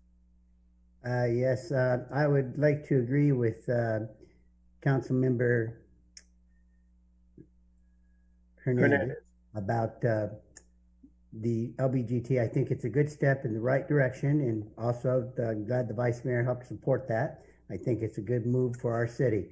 And I'd just like to take a minute to talk about our police and our fire department. I don't know if you've been listening to the news or not, but the police morale in our country has dropped drastically. They're having early retirements, a lot of people quitting, and we need to be as kind as we can to our policemen and our firemen in our community. They've got big jobs, and sometimes their lives are at stake with them. And so let's all try to be very positive toward the good sheriffs that we have and the good fire department that we have, because they do help save lives in this community. And just remember, there's an old saying, one rotten apple in the barrel doesn't mean the barrel is destroyed. And that's got to be the way it is with police departments, fire departments, and other public departments that are serving the public. That's all I have to say, except have a happy 4th. Thank you. Councilmember Barbara Martinez. I would like to just say something about our new federal holiday, Juneteenth. that I am very pleased and honored that our nation is recognizing this part of our history. And I'd like for us as a city to recognize Juneteenth at a future council meeting. And then I want to remind everyone about our Kids Health and Safety Annual Fun Fair, our bike rodeo, which is Wednesday, July 14th from 5:30 to 8. It will be at the Riverbank Community Center Park. And we will have free bike registration for those that ride the bike to the event. The bike rodeo is from ages 12 and under. And we are trying something new this year. So we have had a lot of talk around the city about our young folks that are riding their bikes and doing wheelie tricks and blocking up traffic. So we decided, well, say that the chief decided to engage those bikers and have them to come to our event. So we're going to have a bike wheelie and trick contest for ages 13 to 18. The only thing that we ask is that those that are participate in the bike wheelie and trick contest, that you are a Riverbank resident. And at the bike rodeo, we'll have health and safety information, food and crafts. We'll have a bike raffle and so much more. We are in need of bike donations, and they can contact Central Valley Community Resources. And also we're asking for vendors if you'd like to be a part of this event. You can go to visit riverbank.org to download an application.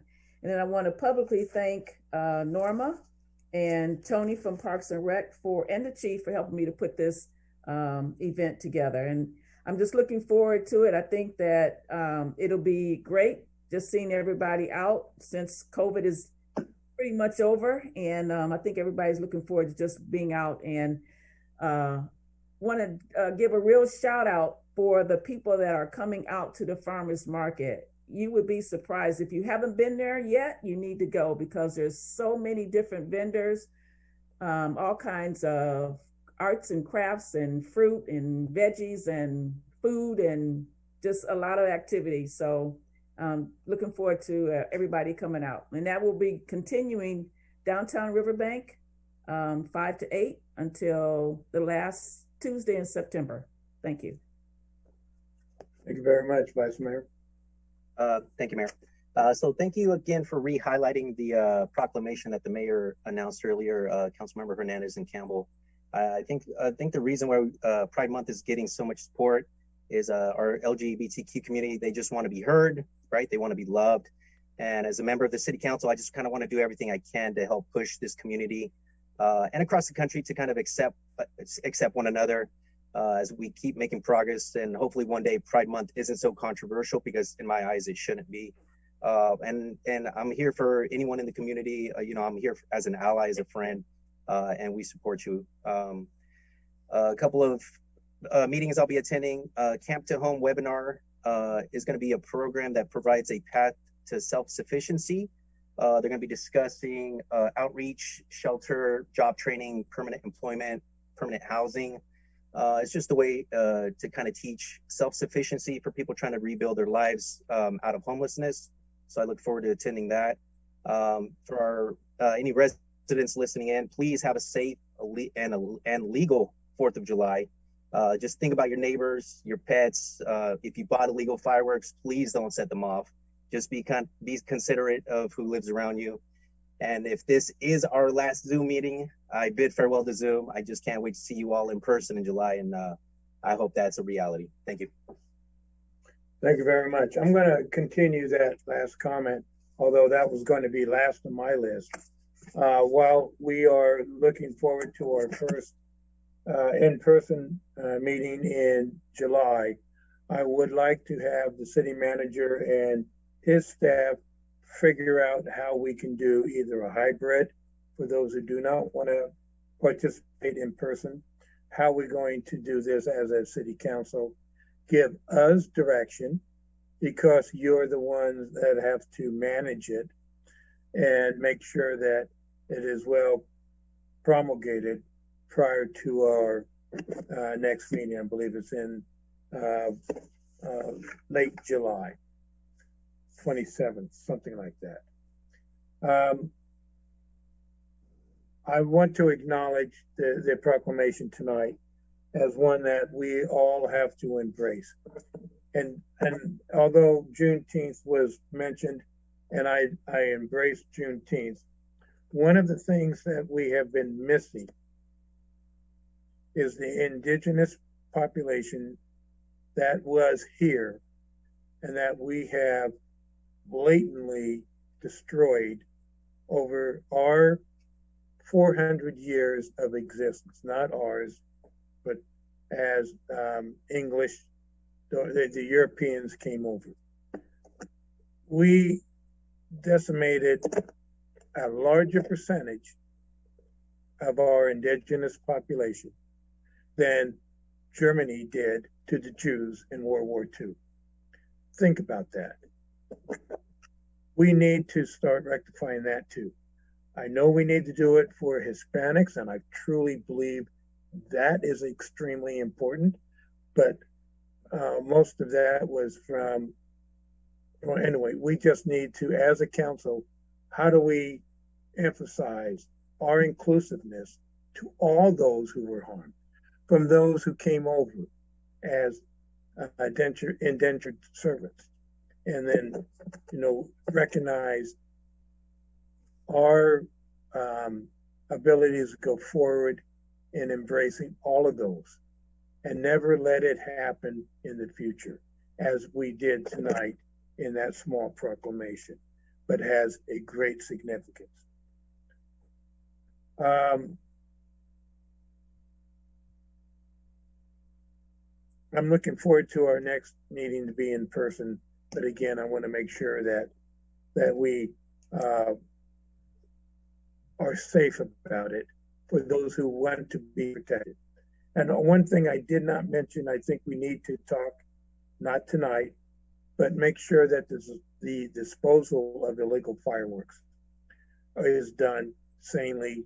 And I believe that the state of California is looking at possibly funding how they can be safely destroyed.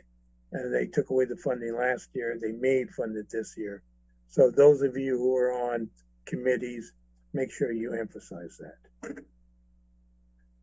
With that, we'll go to closed session. Item 12.1, conference with legal counsel exists in litigation pursuant to Government Code 54956.9 subdivision Delta 1, name of case City of Riverbank Local Redevelopment Authority versus Carlson Morgan LLC, Stanislaus County Superior Court, case number UD 21000274. Item 12.2, conference with real property negotiated pursuant to Government Code section 54956.8, property 3344 Sierra Street, APN 132-017-018.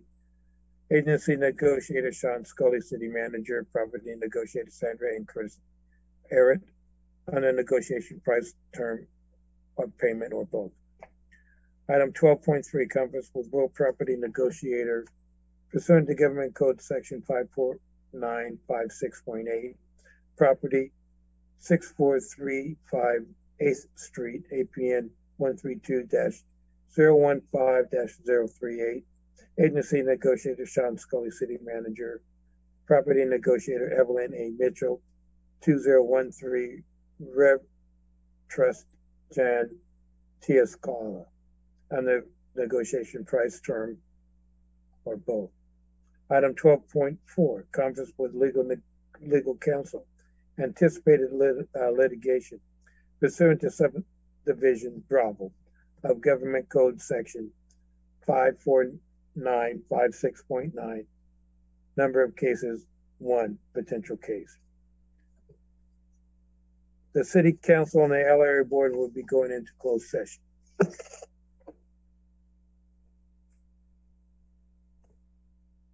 The next City Council meeting, the mayor's report on the closed session item will be made to the city clerk, and the report will be reflected in the minutes of this meeting. Anyone interested in obtaining a report may contact the city clerk at cityclerk@riverbank.org or call 209-863-7198. At this time, anyone from the public may make comment on any of the items. They have a total of 3 minutes to do so. At this time, Annabelle, do we have any public comments on going to closed session? Mayor, there is no one wishing to speak, and we did not receive any written comments on any of the closed session items. All right. We're going to adjourn the regular city council meeting. And the next city regular meeting will be held on July 13th. That is canceled. July 27th is the next one, which we will be mainly in person, and I look forward to that. At this time, we are now adjourned.